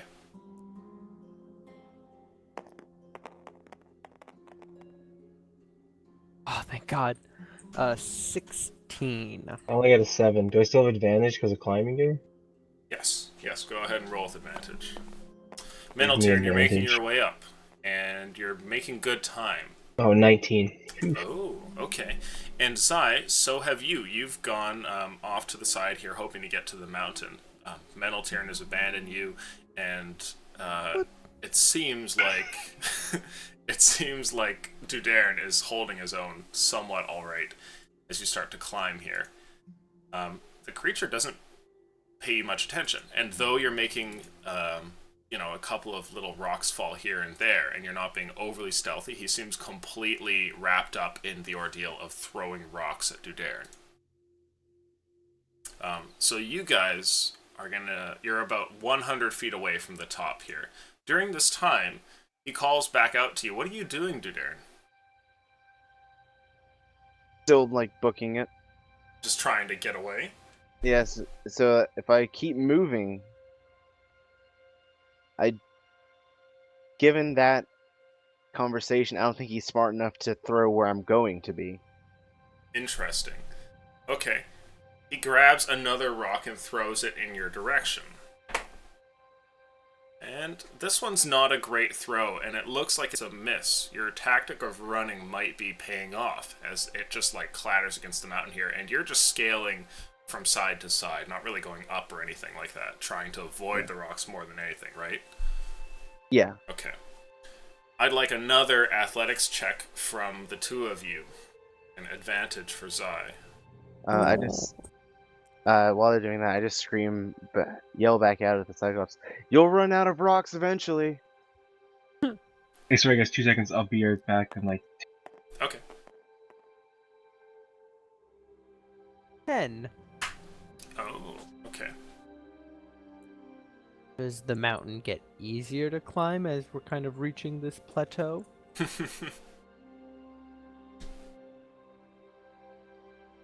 Let's see what happens when Zai gets back.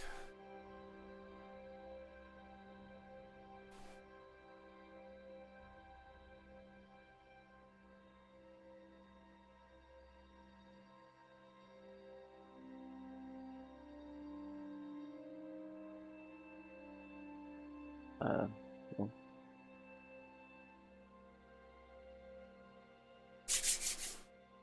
And in the meantime, I will devour rice. I will hit up the bathroom. This is a nice little break. Mm-hmm. Make another hot dog. Double the hot dog.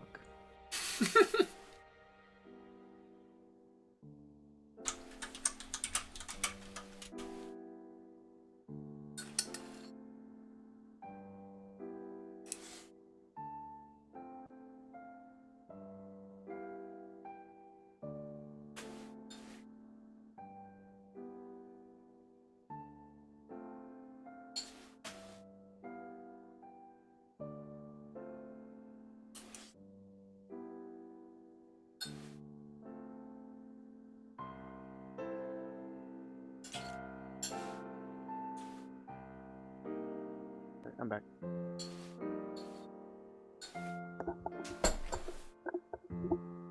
Chat, you haven't done anything to us. We were always like this.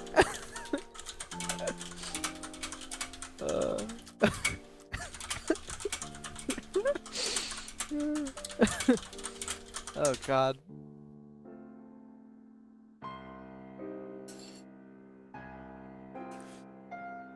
Responsible people on the internet? You're asking a lot, Elution. See, I just cater to the conglomerate of internet. Are you back, Sai? Oh, No. never mind. Oh, Hey, I'm back. Sorry. Oh, there he is. Speak of the devil. I needed to. We don't need Theo to show up right now. okay. Are we all good to go? Yeah, I'm good.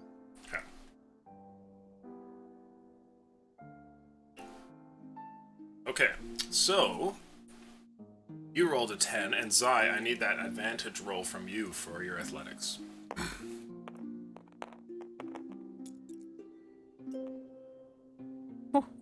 Oh, both terrible. 7. Okay, you've all been climbing for some while. You've been resting each time, but this time you're trying to move twice as much.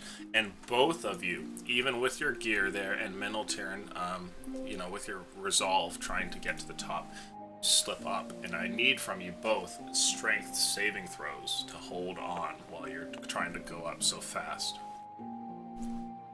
18. Okay, you're all right. 2. Okay. Miniltirn, you slip, and as you do, the rock face that you're trying to hold on to is no longer graspable. There's not enough strength in your hands there, and the wind blowing against you suddenly picks up and threatens to throw you off. And as you swing off here, I need you to make a dexterity saving throw for me to grab onto a piece of rock nearby. Doki.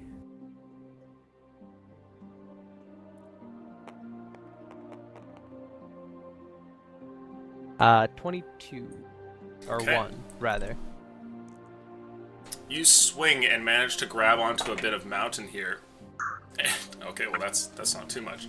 You take 2 points of damage as you swing here and hit the side. Your spell is still on, but it seems as though you're not going to make it there in time. You can tell that your spell is wearing out, and given this recent trip up and the fact that there's just no strength left in your elven arms, that you're not going to make it there in time to be invisible up there.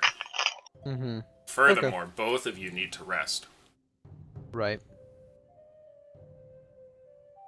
Meanwhile, there's a rock that is thrown at you.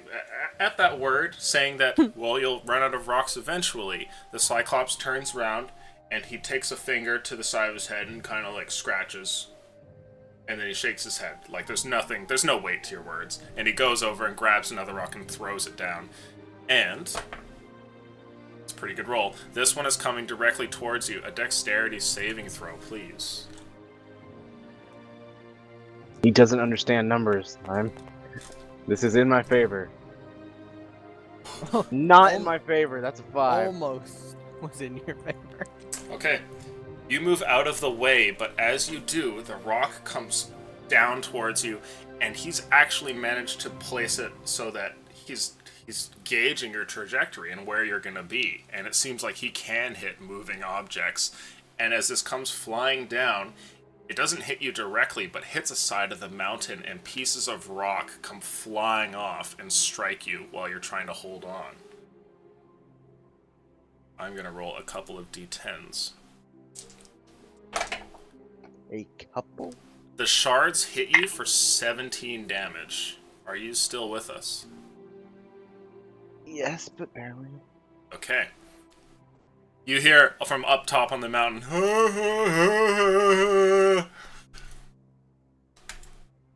Still alive, you one-eyed freak. And you see it goes, huh? And it kind of turns around and goes to grab another rock. The rest of you, you're up top, very close to the very end of the mountain here. You have 50 feet more to go, and you could possibly make it. Dudarin has just been struck by perhaps the first of these rocks, and it seems like the Cyclops is excited, going to grab another rock to throw back down. You could attempt to make it up there, but it's going to be difficult given how tired you are. And if you do, the chances of slipping are going to be likely. Or you could rest here for some time. What do you guys want to do? Or some other third option if you've got something else dreamed up. No, I want to go up. I need to get up there. Okay. Not really. Yeah, no, I'm gonna try to make it. Okay. Athletics? Yes, please, both of you. I don't suppose it's possible for me to do a second wind while I'm hanging from a cliff. 19. You certainly can, second wind. 14. 14, 19. You slip up again, Minotaur, and I need you to make a dexterity saving throw for me here. Zai, you do get to the top and finally get to bring yourself up towards this temple mount. Let's see what happens with Minotaur. 12. 12. Okay. You reach and go to grab on nearby to some bit of stone to keep yourself from falling down, but you start to slip and you mess up.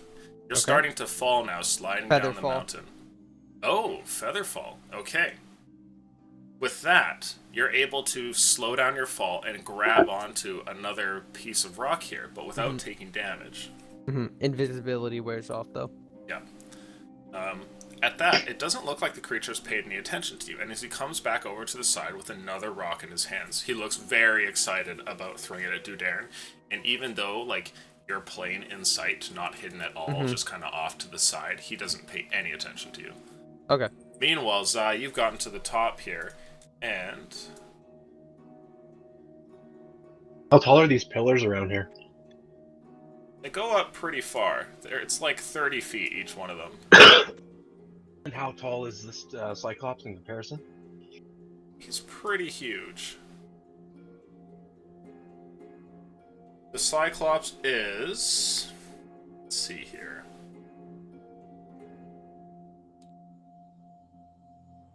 To give you an idea, he would be like...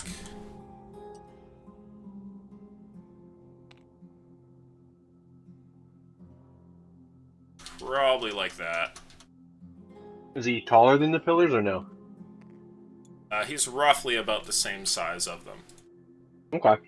It looks like he would even have to, like, turn his body to the side to get between the pillars and kind of shimmy through them.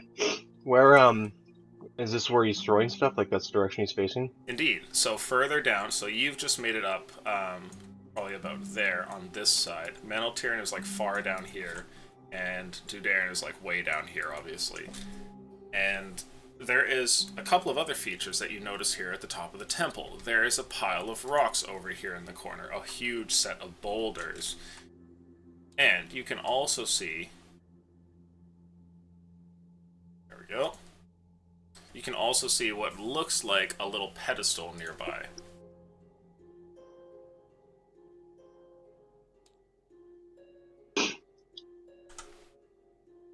Is there anything on the pedestal, or is it just sitting there? Nope, it's just like all the ones that have the keys or Elena, etc., but there's nothing on it. Alright, well, I'm assuming there's probably not too much I can do since I've been climbing at this point. Ideally, I'd like to climb the pillar that's in front of me. Ah, okay. It's gonna be difficult. It's round and large enough that you can't get your arms around it, but you might be able to start to scale it anyway. Go ahead and make for me another athletics check. Yeah, and I'll take my time if I have to, just with the pittance and the rope and stuff to make sure I can get up. Obviously, trying to make sure most of the climbing's done, like if he's distracted throwing the boulder or going to pick one up. Sure.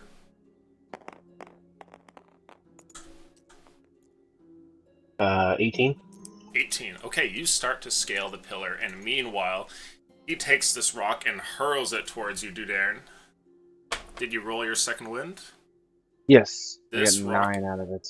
it's going right towards you. And once again, he's gauged where you're going to be. Roll your dexterity save.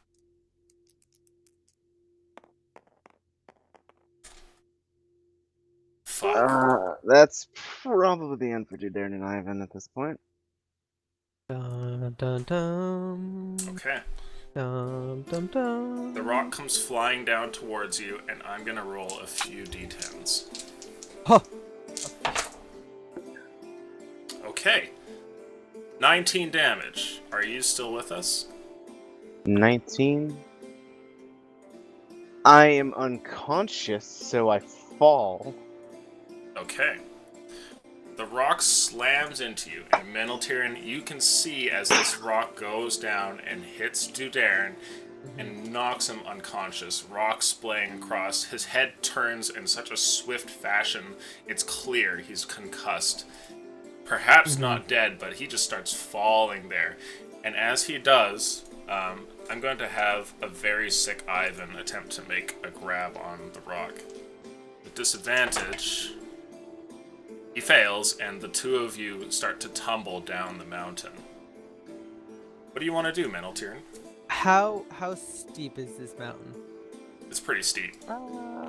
How far are they from me? Right now, let's see, you're partway up there. About maybe like 120 feet.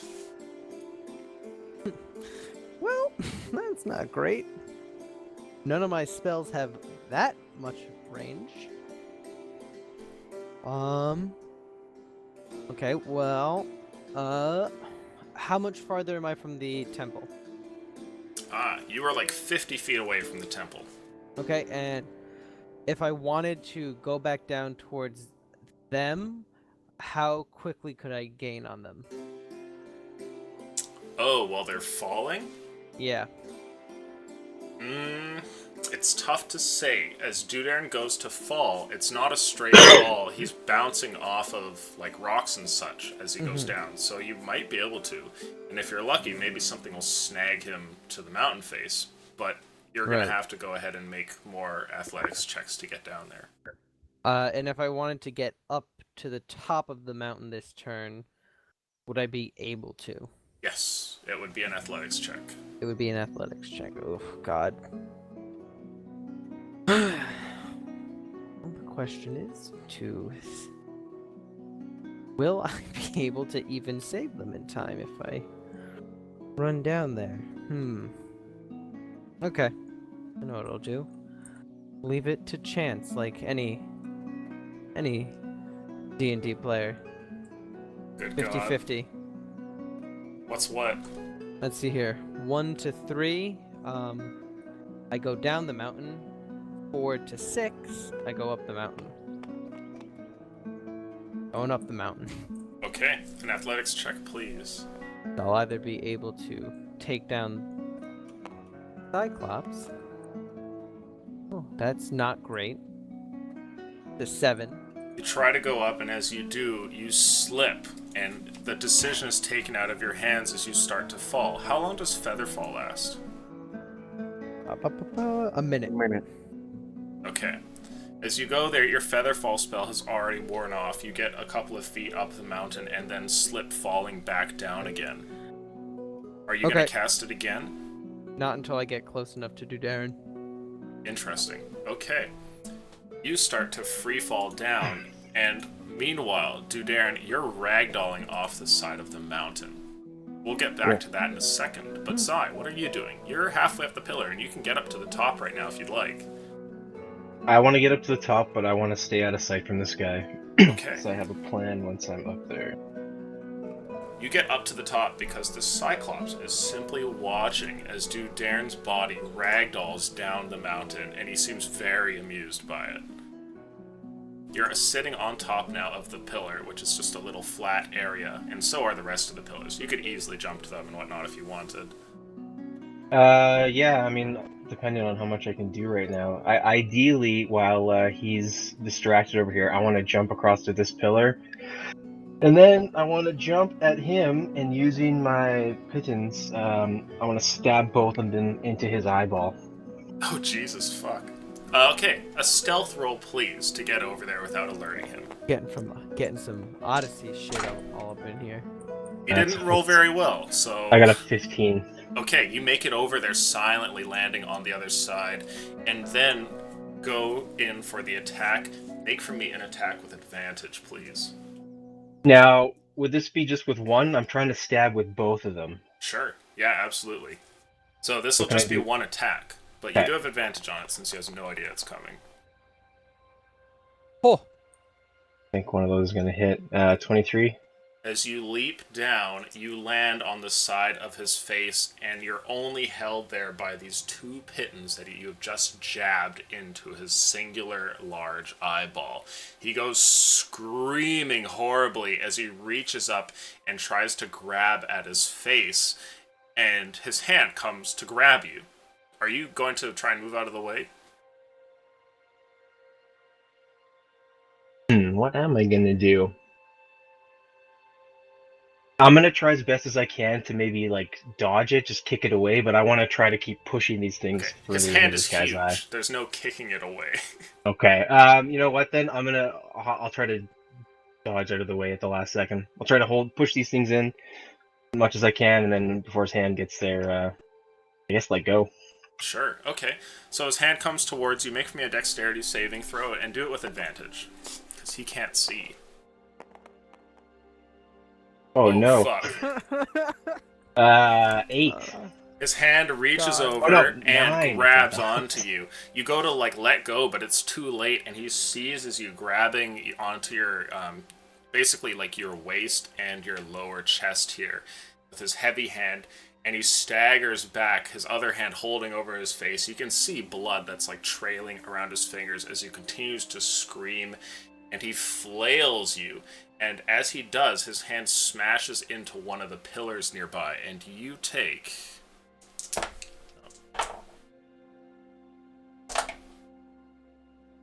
10 points of damage. He's still got you in his grip, and at this point we'll cut back over. You are falling down the side of the mountain. Meneltirn, I need you to make for me a very strange check. I need you to make for me an acrobatics check. okay. And this is to guide your fall as you're tumbling down the mountain. Oh, nice. I like it. Here, I think I have a +2. Oh, fuck. Probably not gonna help, considering that roll. But yeah, it's a +2, so a 6. You start to fall and you take 4 points of damage as you smash into a small little piece of rock here hanging off of the mountain. But you continue to fall and try to catch up with Dudarin. Meanwhile, Dudarin, you're tumbling, and I'm going to start rolling some luck for your corpse. While Hash does the hashtag... Oh my god. Here we go. 12, not great. Your body smashes into a piece of rock as you're falling, and you take a failed death save. Ivan is unconscious. That is a tasty death save. And the next one is an 11. You take another hit as you fail another death save. You're at this point, Meneltirn, getting really close towards Am I them. within? Yep. As soon as I'm within 60 feet of them, the two of them, I'm gonna cast Featherfall on all three of us. 60 feet? Okay, you're Yep. almost there. Another another acrobatics check. You need to get a 10 or higher. And then it'll be up to a luck roll to decide their fate if you fail. Okay. 16. Flying down the side of the mountain, you get in close enough range, you can feel their life essences there, and you can reach out to them with your magic. Casting Featherfall on the whole group, the three of you begin to descend much more slowly and at the same rate. Okay.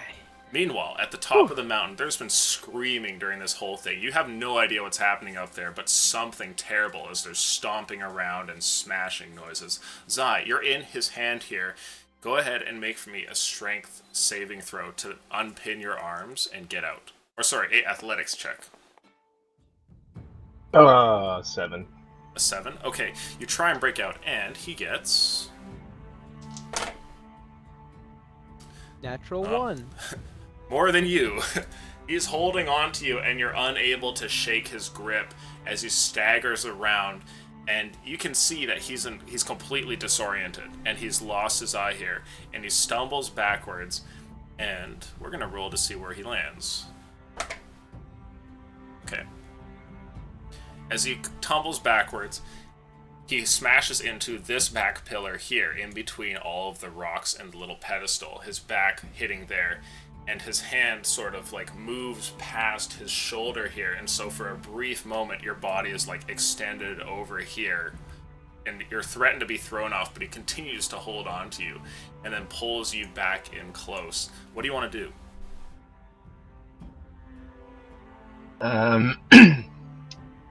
So, like, are my arms free at all, or is any part of me free?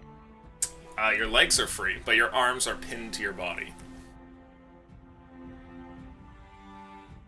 You could try to break out again, or maybe do something with your legs, perhaps. I guess just try to kick at his hand with my feet and try to loosen his grip. Okay. Yeah, go ahead and make an attack roll for me.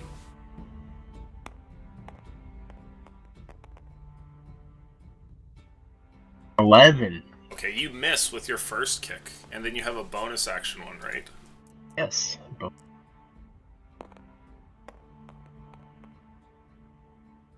That is What is it, sorry? 16. 16 hits, roll damage. For 6 damage. Okay, kicking his hand, it looks like you've barely done any damage to him, and he doesn't even seem to notice as he starts to stamp around the room here, and he just is making a huge ruckus while holding you there, and he falls down on all fours while screaming and crying out in pain, and so you here, pinned in his hand, are like thrust down into the ground. And I need you to make for me a Constitution saving throw.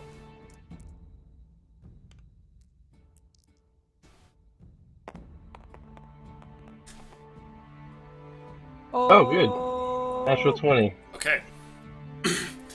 As his hand comes down, he lets go of his grip, but there's not enough time to get out, and he basically places his weight on his palms and his knees here as he falls down, and you manage to not just get instantly knocked out as you're smashed into the ground. In fact, you're free of his grip now, and he's on all fours. What do you want to do? I want to get away from him first. Okay. Where are you going to go? Which is the pillar where it was like smashed? Not the one behind him, but the one where he smashed me into it.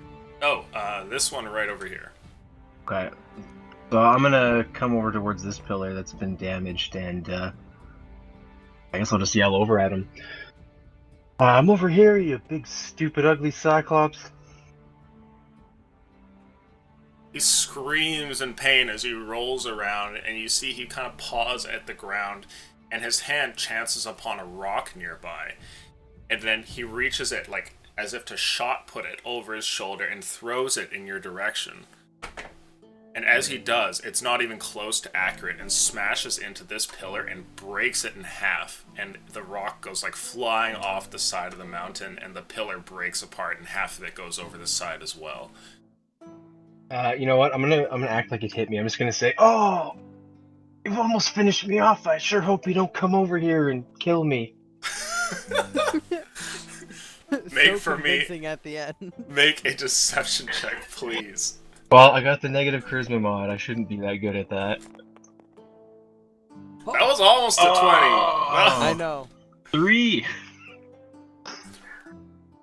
He says, "My eye!" And he just kind of like, he grabs around, and you can tell he's trying to find another rock, but his hand hasn't quite landed on it yet.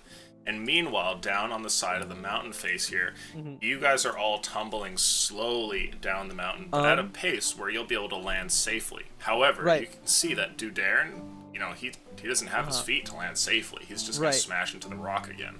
So that's what I was gonna ask. Could I, like, is it within the parameters of Featherfall for me to like swim down to them at like a quicker rate? Yeah, make an Arcana check. Okay.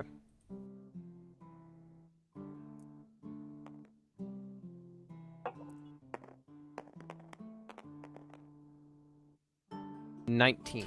Flying down the side of this mountain through just like sheer force of will, you manage to fall a little bit faster and shape the feather fall spell so that you're moving just a couple of feet faster than these two falling here, and you manage to eventually get to the point where you're able to grab onto them. The three of you now just hurtling down the mountain together. Can I like position us to land softly on like a flatter piece of the mountain? Let's roll luck for you. Boy. Well, that's a 9. You don't see anything good. There is an area nearby, but it's kind of jagged. You could go for that, or you could keep falling and go further down. How much longer for the spell? The spell probably has another half of its lifespan left. Another 30 seconds. Yeah, it's not much. So nothing within. Okay, if there's nothing within like 30 seconds of falling for us to land safely, I'm gonna have to go for the kind of like jagged outcropping. Okay. You go to angle over there, and go ahead and make for me a dexterity saving throw to grab on. Yeah. That's a 9. Okay. You go to reach over, and your fingers just like barely pass by the rock as you continue to tumble. And as you keep falling down, let's see if you find anything else before your spell wears off. That's a natural 1. There's another outcrop coming up, though it looks horribly jagged compared to the last one. You know that your spell is going to wear off soon, so I don't know if you have more slots or something, but otherwise this is your only option. If this is the only option. Are you going for it? Like I said, it's the only option. Okay. How steep is this mountain? The mountain's pretty steep. Like vertical or? Yeah, like it's not an easy climb at all.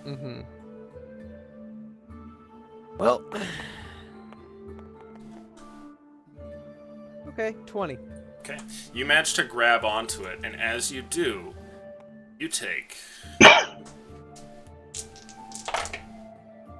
That's actually not too bad. 7 points of damage as you grab onto here. Unconscious. All of the jagged rock kind of grabbing into you here, and your body forms kind of like a cushion for both Ivan and for Dudairn to land onto as you guys come to a rest here finally at the end of the mountain here, and you fall unconscious. I think Teslin said it best. Well. Meanwhile, atop the mountain, Zai, what are you doing? Cyclops is still kind of on all fours. Yeah, your attempts to bring him over here have failed, and he's going to grab another rock. Alright, well, I'll just, like, casually walk over this way, then. Yeah, he reaches over and he grabs a rock nearby, and he hoists it over his shoulder, and he tries to gauge where you are, and he throws it at you. And though it's pretty close, it looks like you might be able to avoid it here. And go ahead and make for me a dexterity check with advantage. A dexterity saving throw, sorry.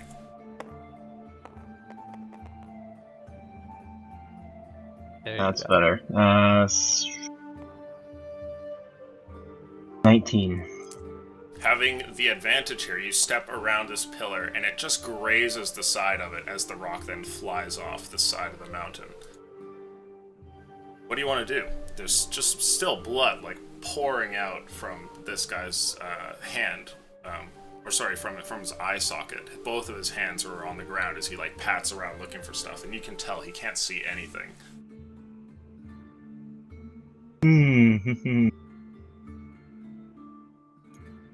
Well, I'm just gonna come over here. Like, so assuming with, like, the broken pillars, like, some of them are broken, but as far as, like, if I wanted him to fall off the edge, the only pillar that's completely smashed out is the one back here? Oh, no, none of the pillars are completely smashed. This one over here has been broken in half. And Okay. the rest of them seem to be fine.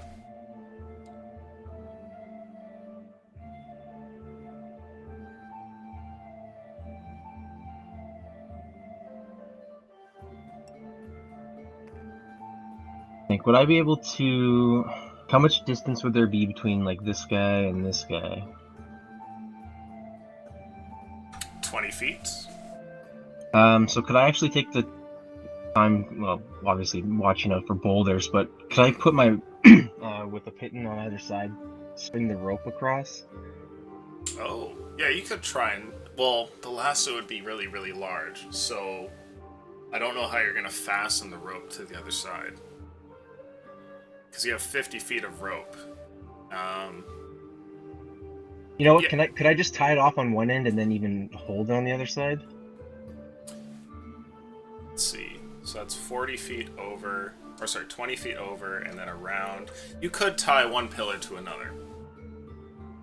Okay, yeah, I'll do that, and I just want to tie it so it's, I mean, probably about my eye height. Okay. So you go over And there then- and start to tie this, and while you're doing that, you take careful attention of what the Cyclops is doing.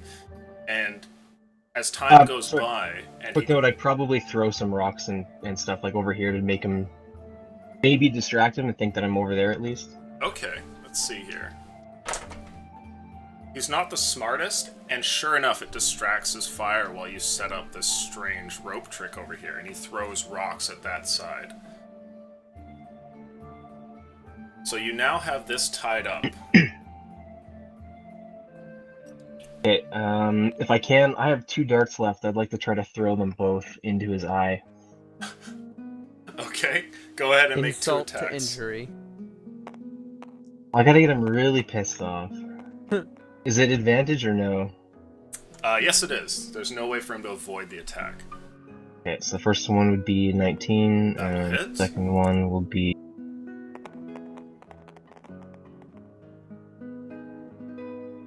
Uh, 13? Okay, the 13 misses, but the first dart does land, and when it does, it stabs forth and seems to disappear into this cavity in his face, more blood spurting out. And he staggers back and kind of sits himself up against the pillar that's behind him, and then slowly gets up to his feet. What are you doing? I'm just gonna yell over to him. You're never gonna get me with those rocks, you better come after me. Go ahead and roll another deception check.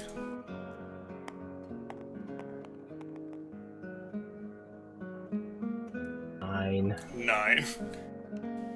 What he does is sort of what you want and sort of not. As he reaches over, he grabs another rock, the biggest one he can. Like, he paws at a small one at first and stops, and then finds like a bigger one, and he holds it with both of his hands above his head as he comes over towards you. And then he stops like a few feet short of both you and the rope. And while that happens, he pauses like he's waiting for something.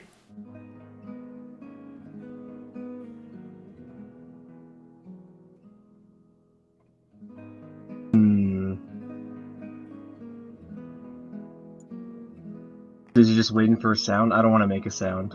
So you're just I gonna just be as wanna silent maybe- as you can? Yeah, maybe just shuffle over to the side here and not make a sound. Okay, make a stealth check with advantage. And if you're gonna move, it's not advantage though. So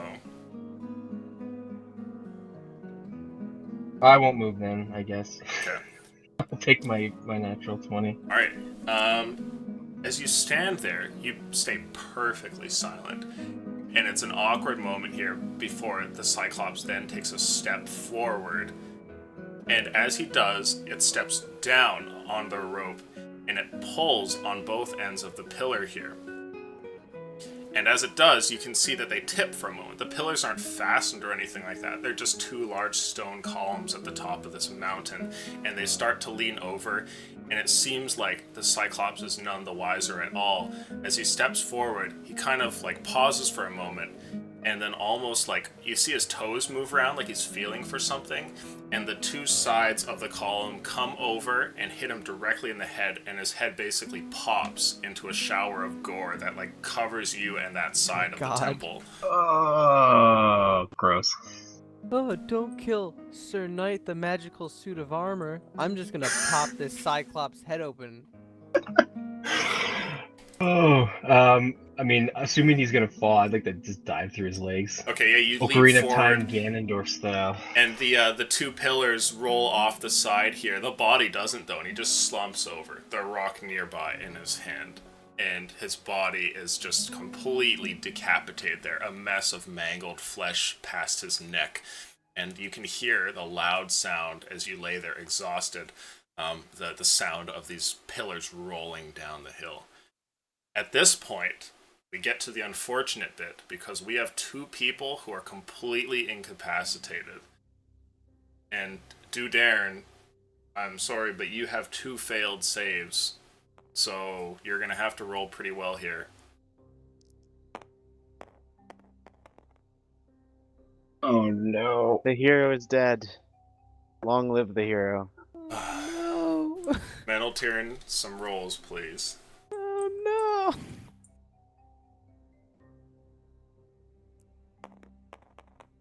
How many, by the way? Until we find out. You have 1 pass.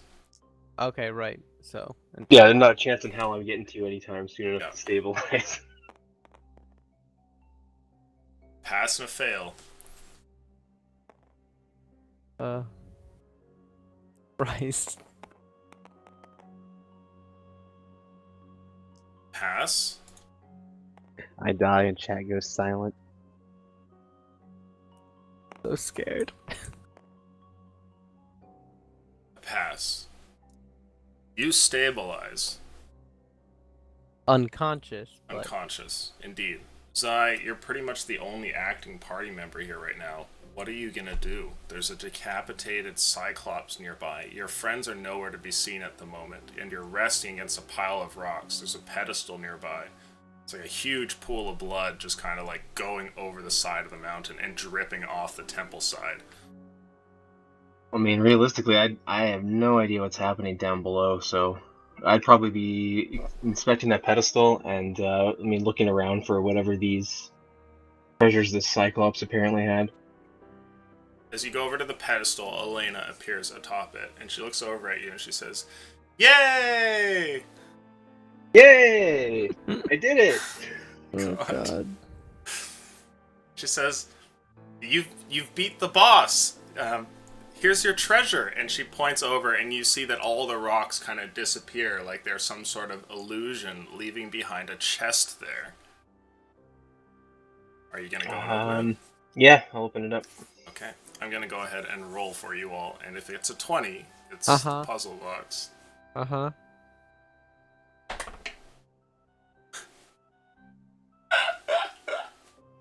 Fucking 20 now, isn't What it? is it?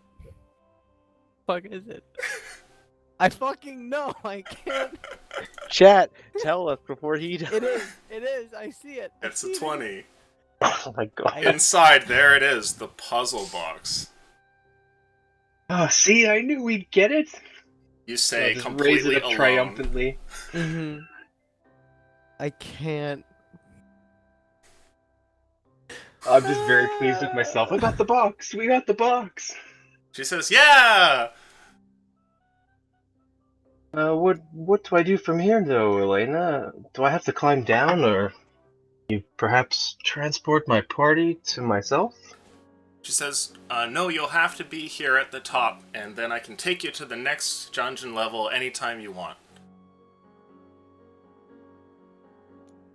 At that, I'm gonna walk over and look down for the edge. As you look over the edge, you don't see anything, and you kind of start to peer about, and it's on the opposite side of the blood puddle here, that is more like a cascading waterfall almost, that you find down at the base, incredibly far away, is the bodies of Ivan, Dudarn, and Meneltirn all passed out there on the side of the mountain, and you can see blood that drips from them too.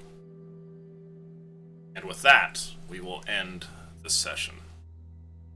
Oh, that's good. You guys weren't gonna like the next thing. I was gonna start looking at that box and think long and hard about using it. Oh, wait a minute. I picked it up, though. I have to do a save? Oh, I thought that did you take it? I picked it up. Oh, okay. Well, we could do some mild retconning, because the box does always do that. A wisdom saving throw, please. Oh, if he fails, then Okay, never mind. You have no idea what happens to your companions, because as you go over towards the box, you feel a compulsion to start solving it. And as you go through and start going past the different pieces and everything like that, You eventually finish the whole thing. And when you do, nothing happens. Excuse me? After, do I just kind of snap out of it? Yeah, you just come out of it and you're like, huh. Do we Okay, have well- to well, be in then the I- room? Oh, maybe. Then I'll put it in my pocket, and I'm assuming I don't even realize that I've solved it, and then I'll look over the side there. Afterwards, you see all your companions here down at the mountainside and puzzle over what to do with them, and we'll end the session with you staring over there, a blood waterfall behind you, and your companions laying down there on the side of the mountain.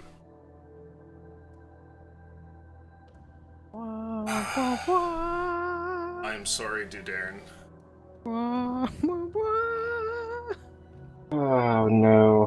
How much is a resurrection spell? Well, it depends mean- on how fast you can preserve his body.